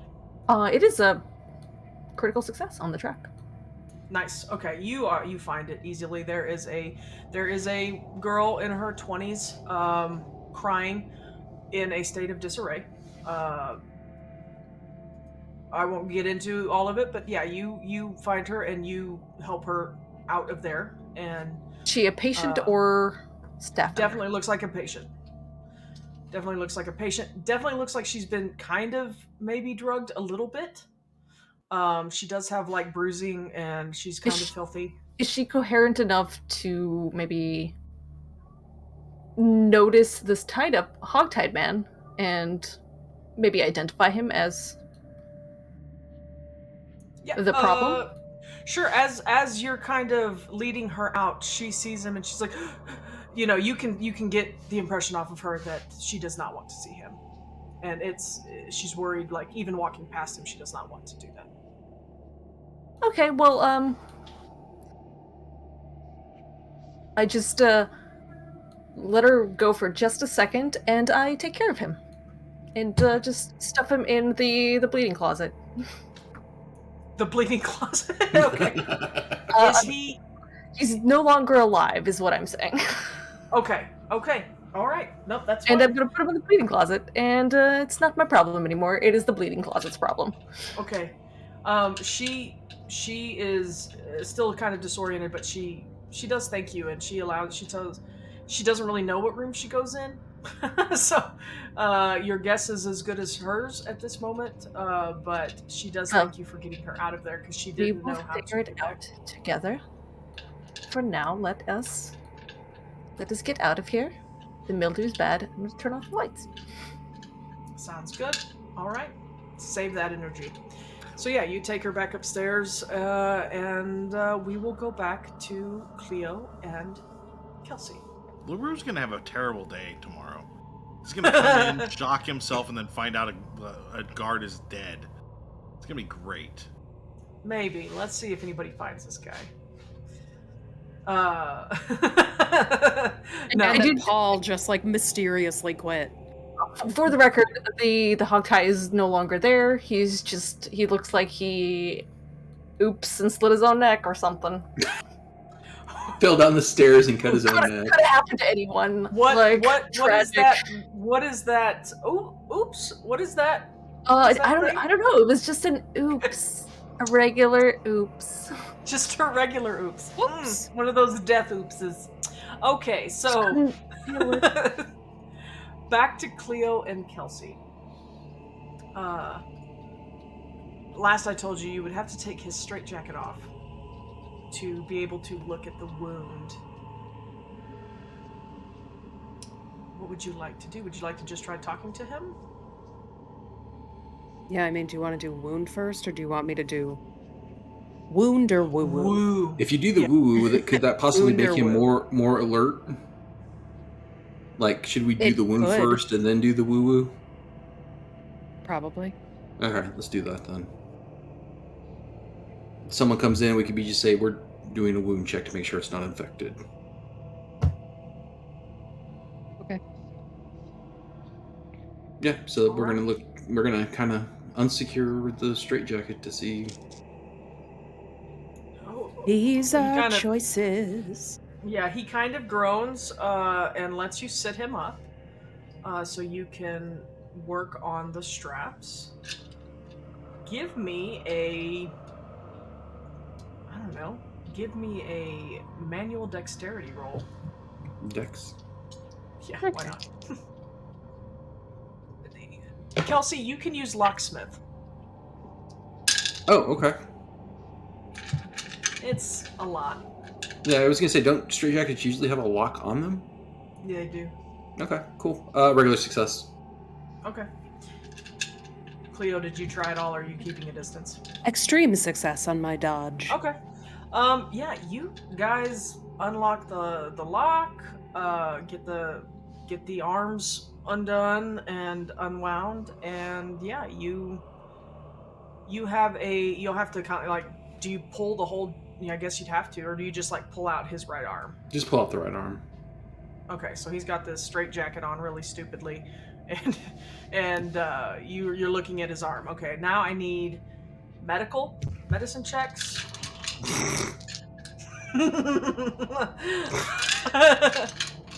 Might as well try. You might get a critical. Okay, here's the thing. I would have to. Here's the thing. My medical is a 1. I rolled an 18. I could spend 17 points of luck Do it. to get it. Do it, That's and a check mark. after this scene, I will give you all a luck advance because I still think we have 2, right? All right, so I'm going to unless you get the critical, Alyssa. No, that's All a right. 77. Yeah, so I'm spending my 17 points of luck, All right. and I guess technically a dirty critical. Yeah, pretty much. It's a. Oh, is it a critical? Well, Oh, I yeah, mean, 'cause you only have one. I had to roll a 1 to even. So pass it's all this. of them. It's all the successes. It's Yeah. the hat trick Everything. success. Okay. Yeah. So yeah, you mark your checkbox. Yeah. You look at it. It is definitely a jagged cut. It is not it's not a clean cut. You can tell for sure it is not a scalpel. It's healing. They did have it wrapped. I'm going to say you unbandaged it to take Right. a look at it as part of the medicine check. When he notices that you're touching it, he's like, he's like, It's okay. We're just checking it to make sure everything's okay. Shh. Trying to calm him. he grabbed my hand. Who?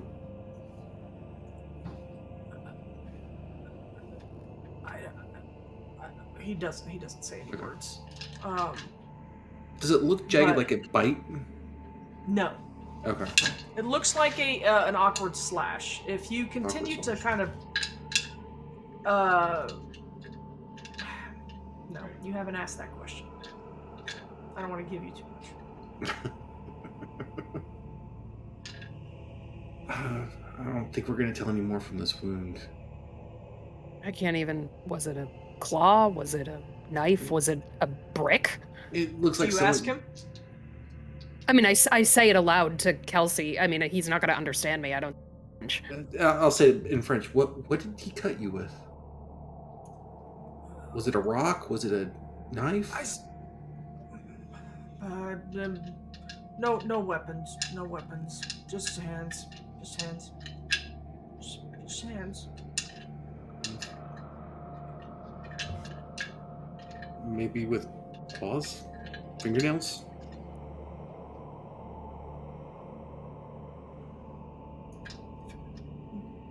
Okay, And he I'm kind of like pulls his hand back from you. He doesn't like you touching it anymore. right. No, shh. I'm gonna I'm gonna grab it, put the bandage on, start stuffing it back in the sleeve of the straitjacket. Give him his little perpetual hug going again. He, he, he visits me. Kelsey. No, it's in my notebook, isn't it? The sketch? Yeah, the sketch. Yeah. She will open her notebook. And she will hold it up to him.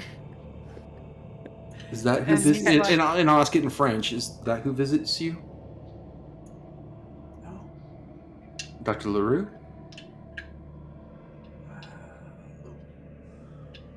No. Well, yeah, but no. LaRue did not do this. Cleo, can you try your? Yeah, I was I've got gonna him. say. I got him secured again. Let's try. Can we Yeah, try Kelsey your will woo-woo? kind of lean down and Kelsey? Cleo will kind of lean down. All right. I don't know why I said that. We'll lean down sort of so she's kind of eye to eye with him, and she will say, "Can you show me?" No, And she like points. She points, and I guess Kelsey's translating for her, and she points Yeah. to her mind, kind of like to her head and to his head, and says, "Can you show me?" And sort of gestures to kind of, generic vials and like, magic supplies. he seems confused, but he's not fighting. And she will start, setting up and sort of trying to create some kind of like astral mental link between them. Okay. Give me. If she can. Yeah, give me. I'm gonna let you give me a medium roll. Okay. We'll use that as kind of the catch-all for the. Can I see inside your mind? And Can I while see she's inside your mind? setting up, Can I'm I gonna see your move. mind colors? I'm gonna move closer to the door so I can keep an eye on him. But I'm also trying to see if I can hear anything outside. If anything happens, just And be you're ready. keeping your eyes on Gimar. Yeah, I'm keeping my eyes on Gimar, but I'm listening at the door as well. I'm going to spend 4 luck to make it an extreme success. Nice. Okay. All right. I will say that you have some type of connection with Gimar. Would you like to ask him questions, or what would you like? How would you like this to work? I will. Sure, she'll kind of she'll see if she can, if he can like paint a picture for her, either with words or whatever. If in their mind space she can like see. Astral stuff is weird. Sometimes you can like see words and stuff. Okay. But like, asking him, you keep saying he. Is he human? In his mind, he speaks a little easier. It seems like his Okay. brain is, his mentality is able to kind of compose thoughts a little better, especially with this mental connection, because he doesn't have to also focus on projecting those through or orally.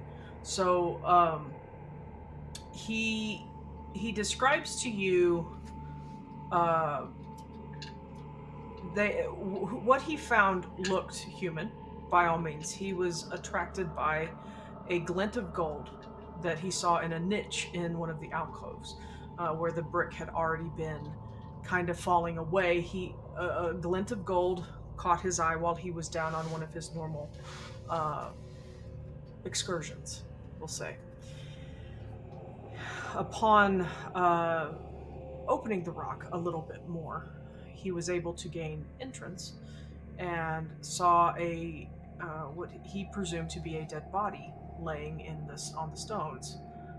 When he reached out to break the fingers off of the dead body to get to the rings, a hand reached out, grabbed him, and in the instant of grabbing him, slashed his wrist open and causing a lot of the issue. And in that moment of seeing essentially a dead man, move, that is when he lost his sense of self. And he really, like, you would have never gotten this out of him verbally. If you're trying to see, with that extreme success, trying to see what he saw, you see the body of a man in tattered, old, just destroyed clothing. It's difficult to kind of even. He wasn't focusing on that, so he didn't really pay attention. He was focused more on the gaudy rings on the hands. The eyes are extremely sunken. The skin dried and very drawn. Like it's drawn back. Like you've seen corpses where Right.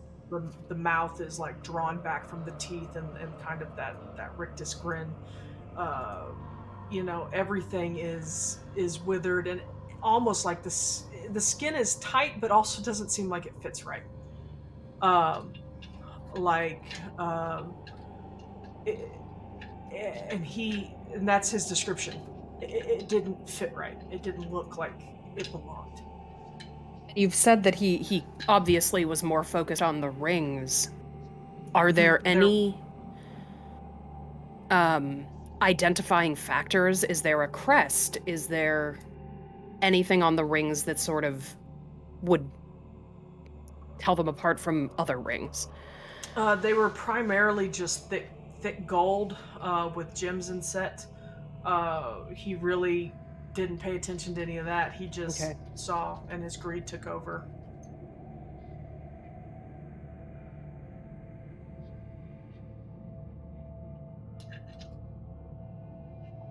So yeah. Do you have any other questions about what he saw? He mentions it, visits him. Maybe ask him about that. Yeah. Metagaming? No, it's fine. No, she has. You're out crying. She has with a couple Paul. of things. That's one. It's like I was like, what do I want to go to now? Okay. Yeah, she will ask, who is he that visits you?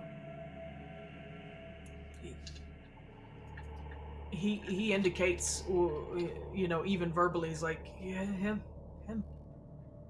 I've seen him. When you see him, is he alive or is he dead?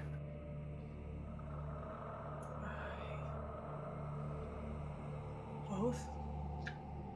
Does he speak to you? Not anymore. But he did.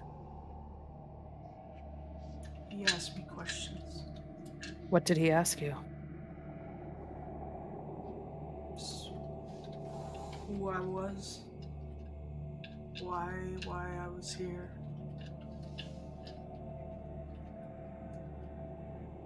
When.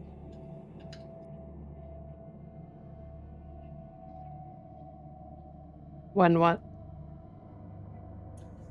When. Just when? Just when.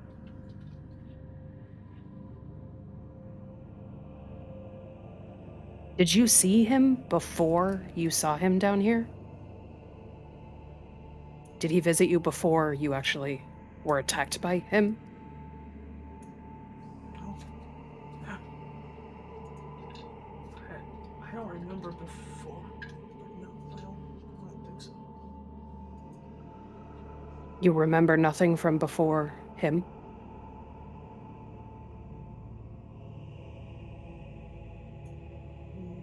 No.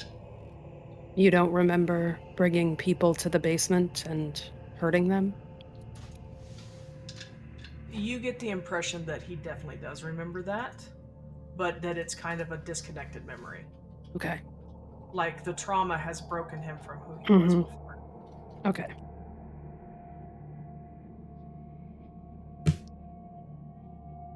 Making notes. Like if you mentioned the basement, he is like, and he kind of, you feel him start to withdraw from you. Guys, I have a very upset kitty. He is just yowling at the door. He's Well, have you yowling. tried petting him? I had to kick him out because he kept trying to jump in my lap, and he's the keyboard sitter. And so he was just standing next to me with his claws in my thigh. Understandable. Who doesn't want that, right? She will ask, even though he's kind of retreating, does he want to hurt you more, or he just asks questions? He just... he's never... He's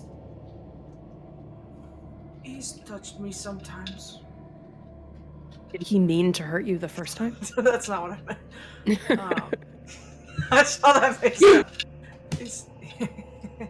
Yeah, I fucked that one up. No. I didn't take it that way at all. Because I was like, no, so I saw the eyes of other people go. He touched my face sometimes. That's what he said. Just ask questions. Did he mean to hurt him? Yeah, she asks, did he mean to hurt you the first time? He just like, let me confirm something real fast. He And did that's why definitely we mean to don't hurt touch him. things. He definitely meant to hurt him.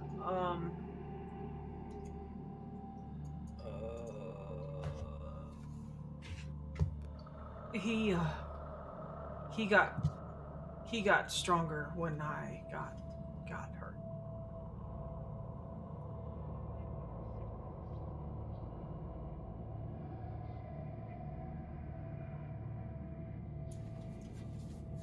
Said It's like life came back into him?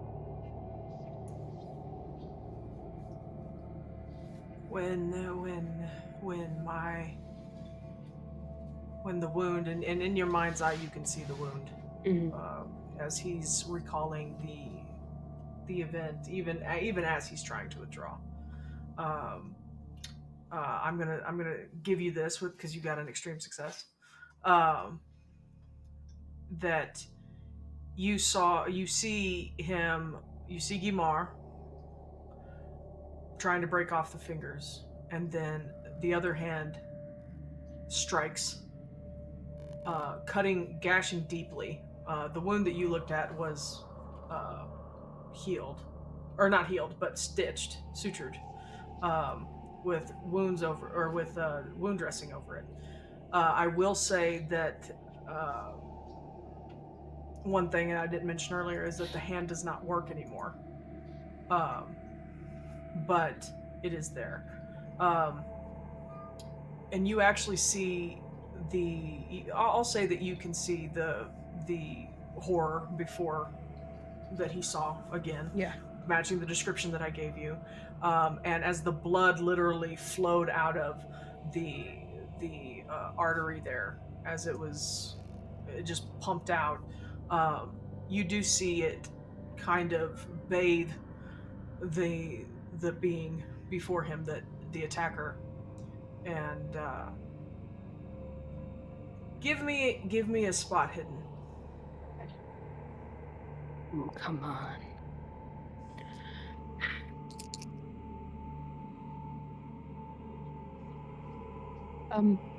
Okay, you know what? That's a 33. I'll take it. That's a regular success. Okay. You see the being kind of revel in being coated in the blood, and does look like he consumes a good bit of it. Licks it Like off he his like finger. physically consumes it, or it just kind of like seeps into his. No, he like licks it off his fingers, Okay. and tries to catch it in his mouth.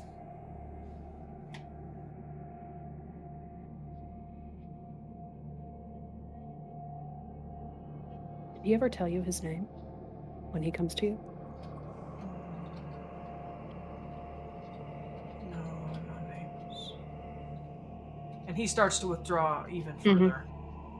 You can pursue him, but I will ask you to give me another medium roll.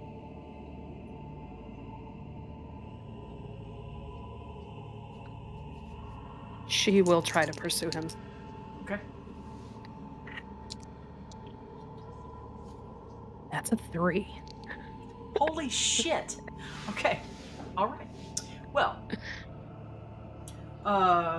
as you're doing this, you are given a picture as he recedes, and you feel the madness kind of creeping in. Yep. I will have to have you make some sanity roll, or at least a sanity roll when we get out of here. Yeah, he. You see the same figure coalesce out of seemingly nothing above Guimar's bed, and look and like hover very closely to him, and look him deep in his eyes, and reach out with bloodied hands and long, stinking, yellowed fingernails, and touch his face and ask him, these questions. When? Who are you? How did you find me?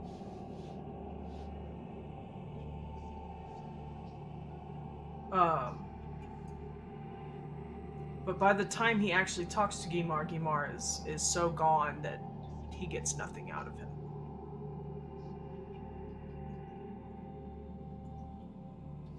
And she will just kind of with her last, as she's chasing after him with she will tell him, he can only come in if you invite him. You can block him out. Don't.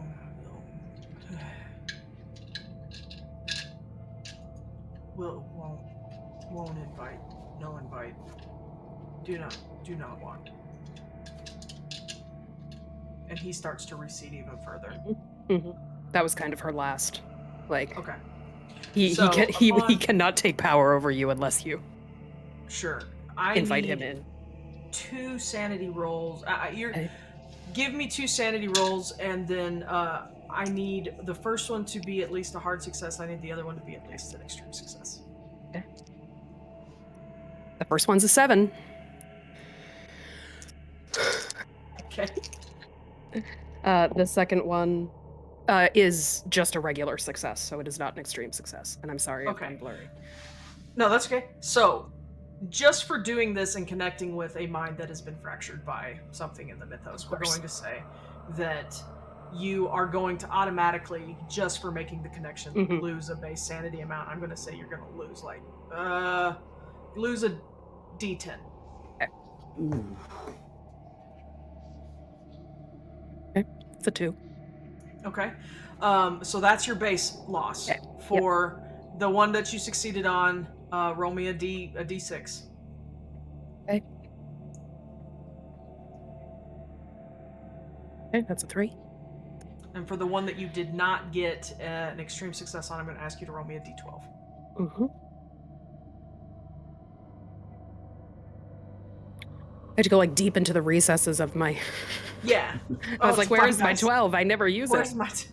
Who uses this? I never use. Who uses this? I never use this. Okay, stop falling off my desk. Or no? Is that the dodeca? Or is that a D20? I don't remember. Okay. What is math? Dodeca is Math's 12 right sides. there. 4. That's a 4. 2, 3, and 4. All right, that's really not bad for what you did. Really not. It's not. It's really goddamn good. Okay. And so this whole exchange was silent, right? Yeah, this is just. I assume Cleo is like. I don't know if you're touching him or not, but you're looking at him in the eye. And I'm going to say that as you come out of that, you kind of do stumble back a little bit, but yeah. And fine. I mean, it would have had to be. It would have had, in some capacity, it would have had to be a little bit nebulous because they don't speak the same language. Right. So it's like even though we were, it's, I didn't want to interrupt because I'm like, we gotta hurry. Let's go.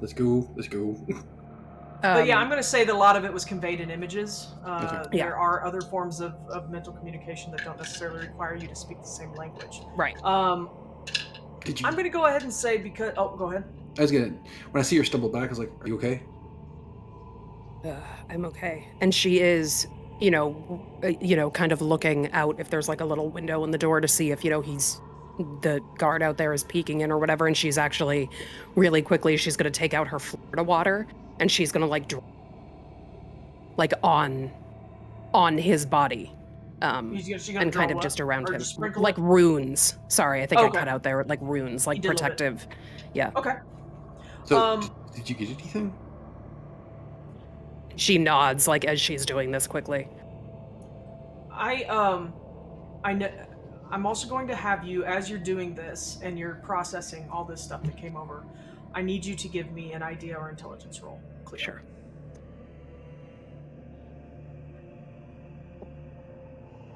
Oh yeah, I'll take that. That is a 38. It's a hard success. Okay, fantastic.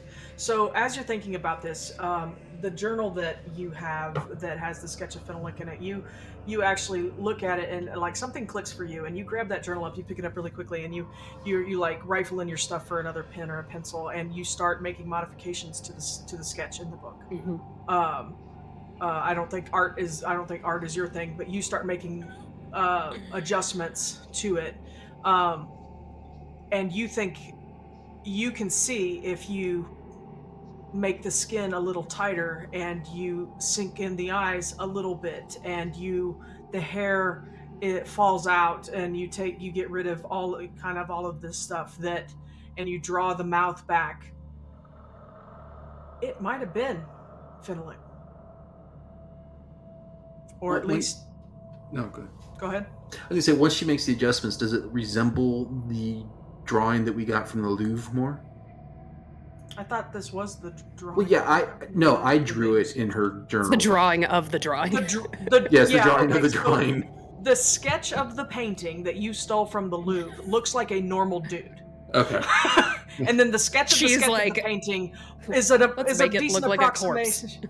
Yeah, Okay. is a decent approximation of a normal dude. This is like turn him into the crypt keeper. Gotcha. Okay, I'm with you. With in fact, I'll show you a picture.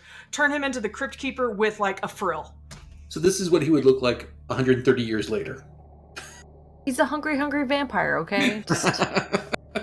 He might be a lich, might be a vampire. Just sit there and hit that trigger, as the little blood in the pool is going around. All right. So yeah. Are we going to leave him, or do we need to end him? Because I see you protecting roll him. for compassion. What is that roll? No, I'm joking. There is no compassion. There is no compassion. I'll roll compassion. I mean, Cleo, kind of turns and says to Kelsey, she says, he can't... The energy of whatever being attacked him can't get into him unless he invites it. He has extra protection, but I do believe that he will spend the rest of his life tortured by an entity that can't come in. That's good for me. So are we good? Should we go? I don't want Emily to worry about us. We should probably go. It's been much longer than a quick injection. Give me a spot hidden before you leave. Yay! Cleo, you can give me another medium roll if you'd like. Oh, okay. I will let you do that instead of the other. Where am I? Okay. Hard success. The same. 27. Okay. As you give the signal, which is just rap on the door there to say, hey, get us the fuck out of here. Cleo, you immediately feel a prickle tickle on the back of your neck, and you kind of sorry. It's the looks of disappointment that I get every week that I just love. And you turn, and Kelsey, you turn as well, and you both kind of look up, and you actually just see that Crypt Keeper Phenolic disappear. What the hell? Like he had been there, and he pulled out. What's that? Are we having ghosts now? I don't think it's a ghost. Alright, I start rapping on the door a little harder. He opens the door, like as you see it, the door is opening. Okay. He's like, that took a while. It's longer than normal. Did he fight you? I guess everything was okay. I didn't hear anything. No, we also had orders to do some wound debridement on his wrist, so it took a little time to get that arm free. Yeah, I'm, hey, if you happen to see, Gary, let me know. I've been waiting for him to come back Speaking of, from the where is bathroom our... I don't know, he's been gone for like an hour. Where is the other nurse that was with us? I never came up to the doorway. Yeah, she never came up. She stayed stationed. She was looking out. She didn't even go anywhere. Oh, okay. You never came. We just came by twos. We just came by two I thought of us. you were staying. Okay, I'm sorry. I thought, No. my bad. I thought you were outside the door. Okay, cool. Then we'll just go back the way we came. All right. And then notice that she's not there. Yeah, I will say by this point, Emily, you have returned to your post. You found someone who knew who the girl was and returned her to her proper spot, cleaned her, and you trust that she's getting. You found a female nurse that seems to have been understood what happened and was super pissed and is taking care of it. So, but yeah, so you guys reconvene, and then I assume that you give me one more stealth roll to get back down to the where Johanna's been chilling with Paul, presumably. Johanna and Paul, he's literally just been crying. Hard success. He's probably tried to kiss you a few times, but oh, creepy! You know what? They're all creepy in this asylum. Every single person. No, he's feeling a connection with her, and she's being really sweet, and she's right there, and he's like, isn't this how it goes? Yes. Normally, crying before girls make out with you, that is exactly how that goes. Or is that just my experience? That's your experience. Before and after, right? Yeah. I had to use a reroll, but it is a hard success. Okay. Oh. You use Mine the is reroll? too, somehow. A hard success. Okay. With a very low Kelsey, you're good? Hard success. Yeah. Okay. Then, you guys get back down there, and you see a very exasperated, wide-eyed, oh my god, get me the fuck out of here, Johanna, patting Paul on the shoulder as he cries into her, like, right here. Like, not bosom, close to bosom. Upper bosom. Upper bosom, shoulder bosom. Sure. Yeah. And Leo is both like furiously making notes in her notebook and also like drinking out of her flask. She has her like pen and her flask at the same hand. Yeah, we should go. Mark your bingo cards. Cleo is drinking in game. Yes.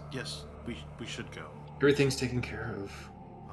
I will stand up, and when Paul stands up, I will hand And him he the makes to go with you. Like, he reaches for your hand and makes to go with you. When he reaches for my hand, I will put the envelope in his hand. Like, he's like, oh. And then I assume you guys change back into your normal outfits. Yeah. I will remove the white shirts. I will Great. take a step towards him and give him a very chaste kiss on his lips and say, thank you, Paul, and then like kind of stroke his cheek, but we have to go. And he has the envelope in his hands, and his cheeks are still just soaking wet, sopping with tears. Yeah, I probably he's just like- kissed a bunch of snot. It's fine. Oh. Oh, okay. And he's like, I'll see you again? Yes, when I come back through Paris, I will stop and see you. Okay. And some advice: quit tonight. Oh. You should go. This is a You should horrible go home and place. not go back. You're not lying. This place. Take care of your mother. Thank you all. And I'll lock up behind you. Bye, Johanna. Goodbye, Paul. And then just quietly to the other ones, faster. Just walk faster. Just walk faster, please. Okay, so I assume you then take the train or whatever back to Yeah. back To the estate. manor, to the estate, to Nobel's estate. All right. What do you do there? Do you hash out your findings? Is the train full? I mean, it's like 11:30 by the time we get back to the train. Oh yeah. No, it's pretty empty. So what? It's what just did like you a late guys- night routine carriage. What happened inside? Really, he was not wrong. It was a horrible place. What did you learn from the patient? I mean, she'll download them on. I mean, I could play it out, but she'll download them on Do you tell us that everything. you flipped off phenolic? Yeah. And she like takes out. It's like she has her notebook and she's kind of reading her findings, and she comes to the page and she's like, "This, this is, I mean, not a good drawing, but essentially what he looks like now." Do you think that you could? Is he stuck there? Benelek? Yeah. He could be. Do you think you could pull him away in a way that we could talk to him? I think he's going to be helpful. I think he would be helpful. He can tell us more about the statue. I mean, I know he can communicate, because he did with Imar. I think it would be inviting something dangerous, but not necessarily anything that I haven't dealt with before. Maybe would it be a stronger pull if we were in Poussey? Probably. Posse. Poissy? You know what? Mine was close. And not It nearly was as close. bad. It was close, but it reminded me of something else. I'm sorry. Probably, yet. but also depending on his emotional connection state, could either give him more or less power. Granted, I don't know a lot about what you do, but would that painting be a helpful focal? It could be, yeah. I think. What did you learn, Emily? Did you? Nothing of interest. I was in the hallway. It was very boring. I need psych rolls from the other three of you on Emily. Emily, roll me I don't know, That's a persuade or a fast talk. That is definitely something social. Well, I rolled a natural 4, so. Oh, God boo. damn it! You're And she's trying ladybugs. I'm trying not to make you guys accessories to murder, so. I rolled a I 93. also tried rolled to- an extreme success, but I did not roll a. Yeah, I rolled a 7, but that's still not, Yeah, I rolled a 93. Yeah. I believe everything she says. Yeah, well, you all do. She is like, well, those eyes. I'm not a very good Just kept the liar. lookout. Here's my lie. I suck at lying. Only She in didn't very nothing. particular was. cases. She was in the hallway at one point, and it all may have been incredibly boring. It's she true. didn't She learn didn't anything. technically lie. Yeah.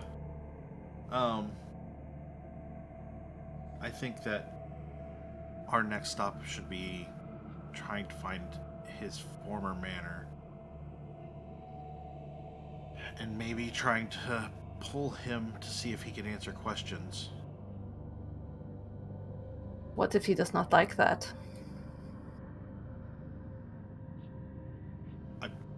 And we set up proper protective boundaries for all of you, and we put me in a position that is more dangerous than the rest of you. Sounds like Yeah, you but- could break a grown man's wrist in little effort, which is impressive. And I mean, We what did could you do just to your mind? I ride mean, a train full of dead things. I'm a little less concerned about this. It's just one, and there are 4 of us. Although He it did also not has a seem thing like, for drinking blood. Well, it did not seem entirely too malicious. Self-defense, yes, but not malicious. Perhaps. Also, if we could convince him that we were going to try and use the information to maybe vindicate him or give him vengeance, he may be, I would think, more likely to help us.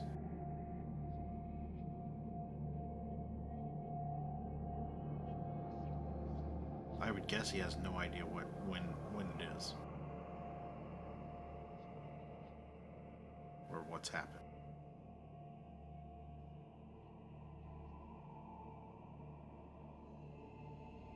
I mean, So- are you hoping that he's going to tell us where the statue is? No, I'm hoping he can tell us what we're looking for and describe the pieces of it. We don't have descriptions. We literally don't. We know we're looking for something, but we don't know what it looks like. If he can give us Gotcha. the base information for that, and who might have been at the time interested in such things, because that could also give us leads.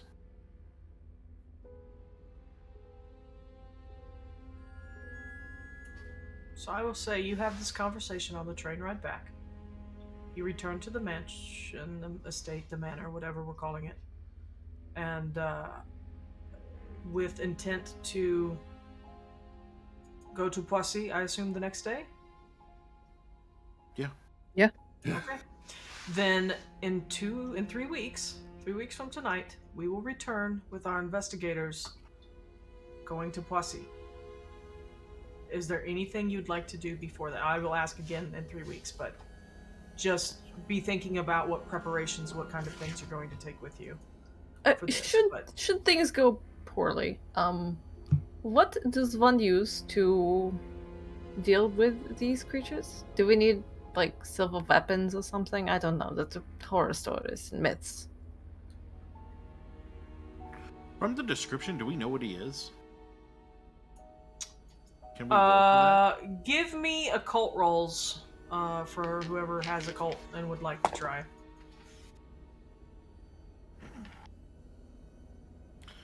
Sure do hope Cleo knows. That's a hard success. Thank God. Okay, I'm gonna say that hard success was aided by the fact that you did witness him actually eating the blood and looking at him, and you believe he is a vampire. Fairly confident that he is definitely a vampire. And he's a count. Oh, Compt? Compt von Compt? The best vampire? Yeah, that's right. So yes, yeah, vampire. Definitely vampy. We're going vampy on this one. Leo's like sunlight, stakes, fire, beheading. I mean, porterhouse, T-bone. No, Would bad holy joke. symbols work? They can work to a certain extent to repel. They're not necessarily going to kill, I guess, unless you like shoved one in his mouth What about the and like down his throat. garlic thing? We could find garlic. It's France. I mean, garlic keeps everybody away, doesn't it? Ah, it's a key part of proper German meals Yeah. It's like, and French meals. Really, everyone in Europe is just what we eat. Great. We are Just all garlic. just big bulbs of garlic. it's true. It's delicious and good for you. So, but what else? Holy water? That seems. Again, Yeah. it can help repel. Again, unless you poured gallons of it down his throat, it wouldn't kill him. Emily's like, I mean, could it's carry- Put a doable. I could waterboard carry with holy gallons. water. I don't particularly want to do this, but if we must. If you can just get him into the private wing and into that big tub and just fill it with holy water and then just drown Hold a him bitch. down. No. So, that is where we're going to call it tonight. Interesting.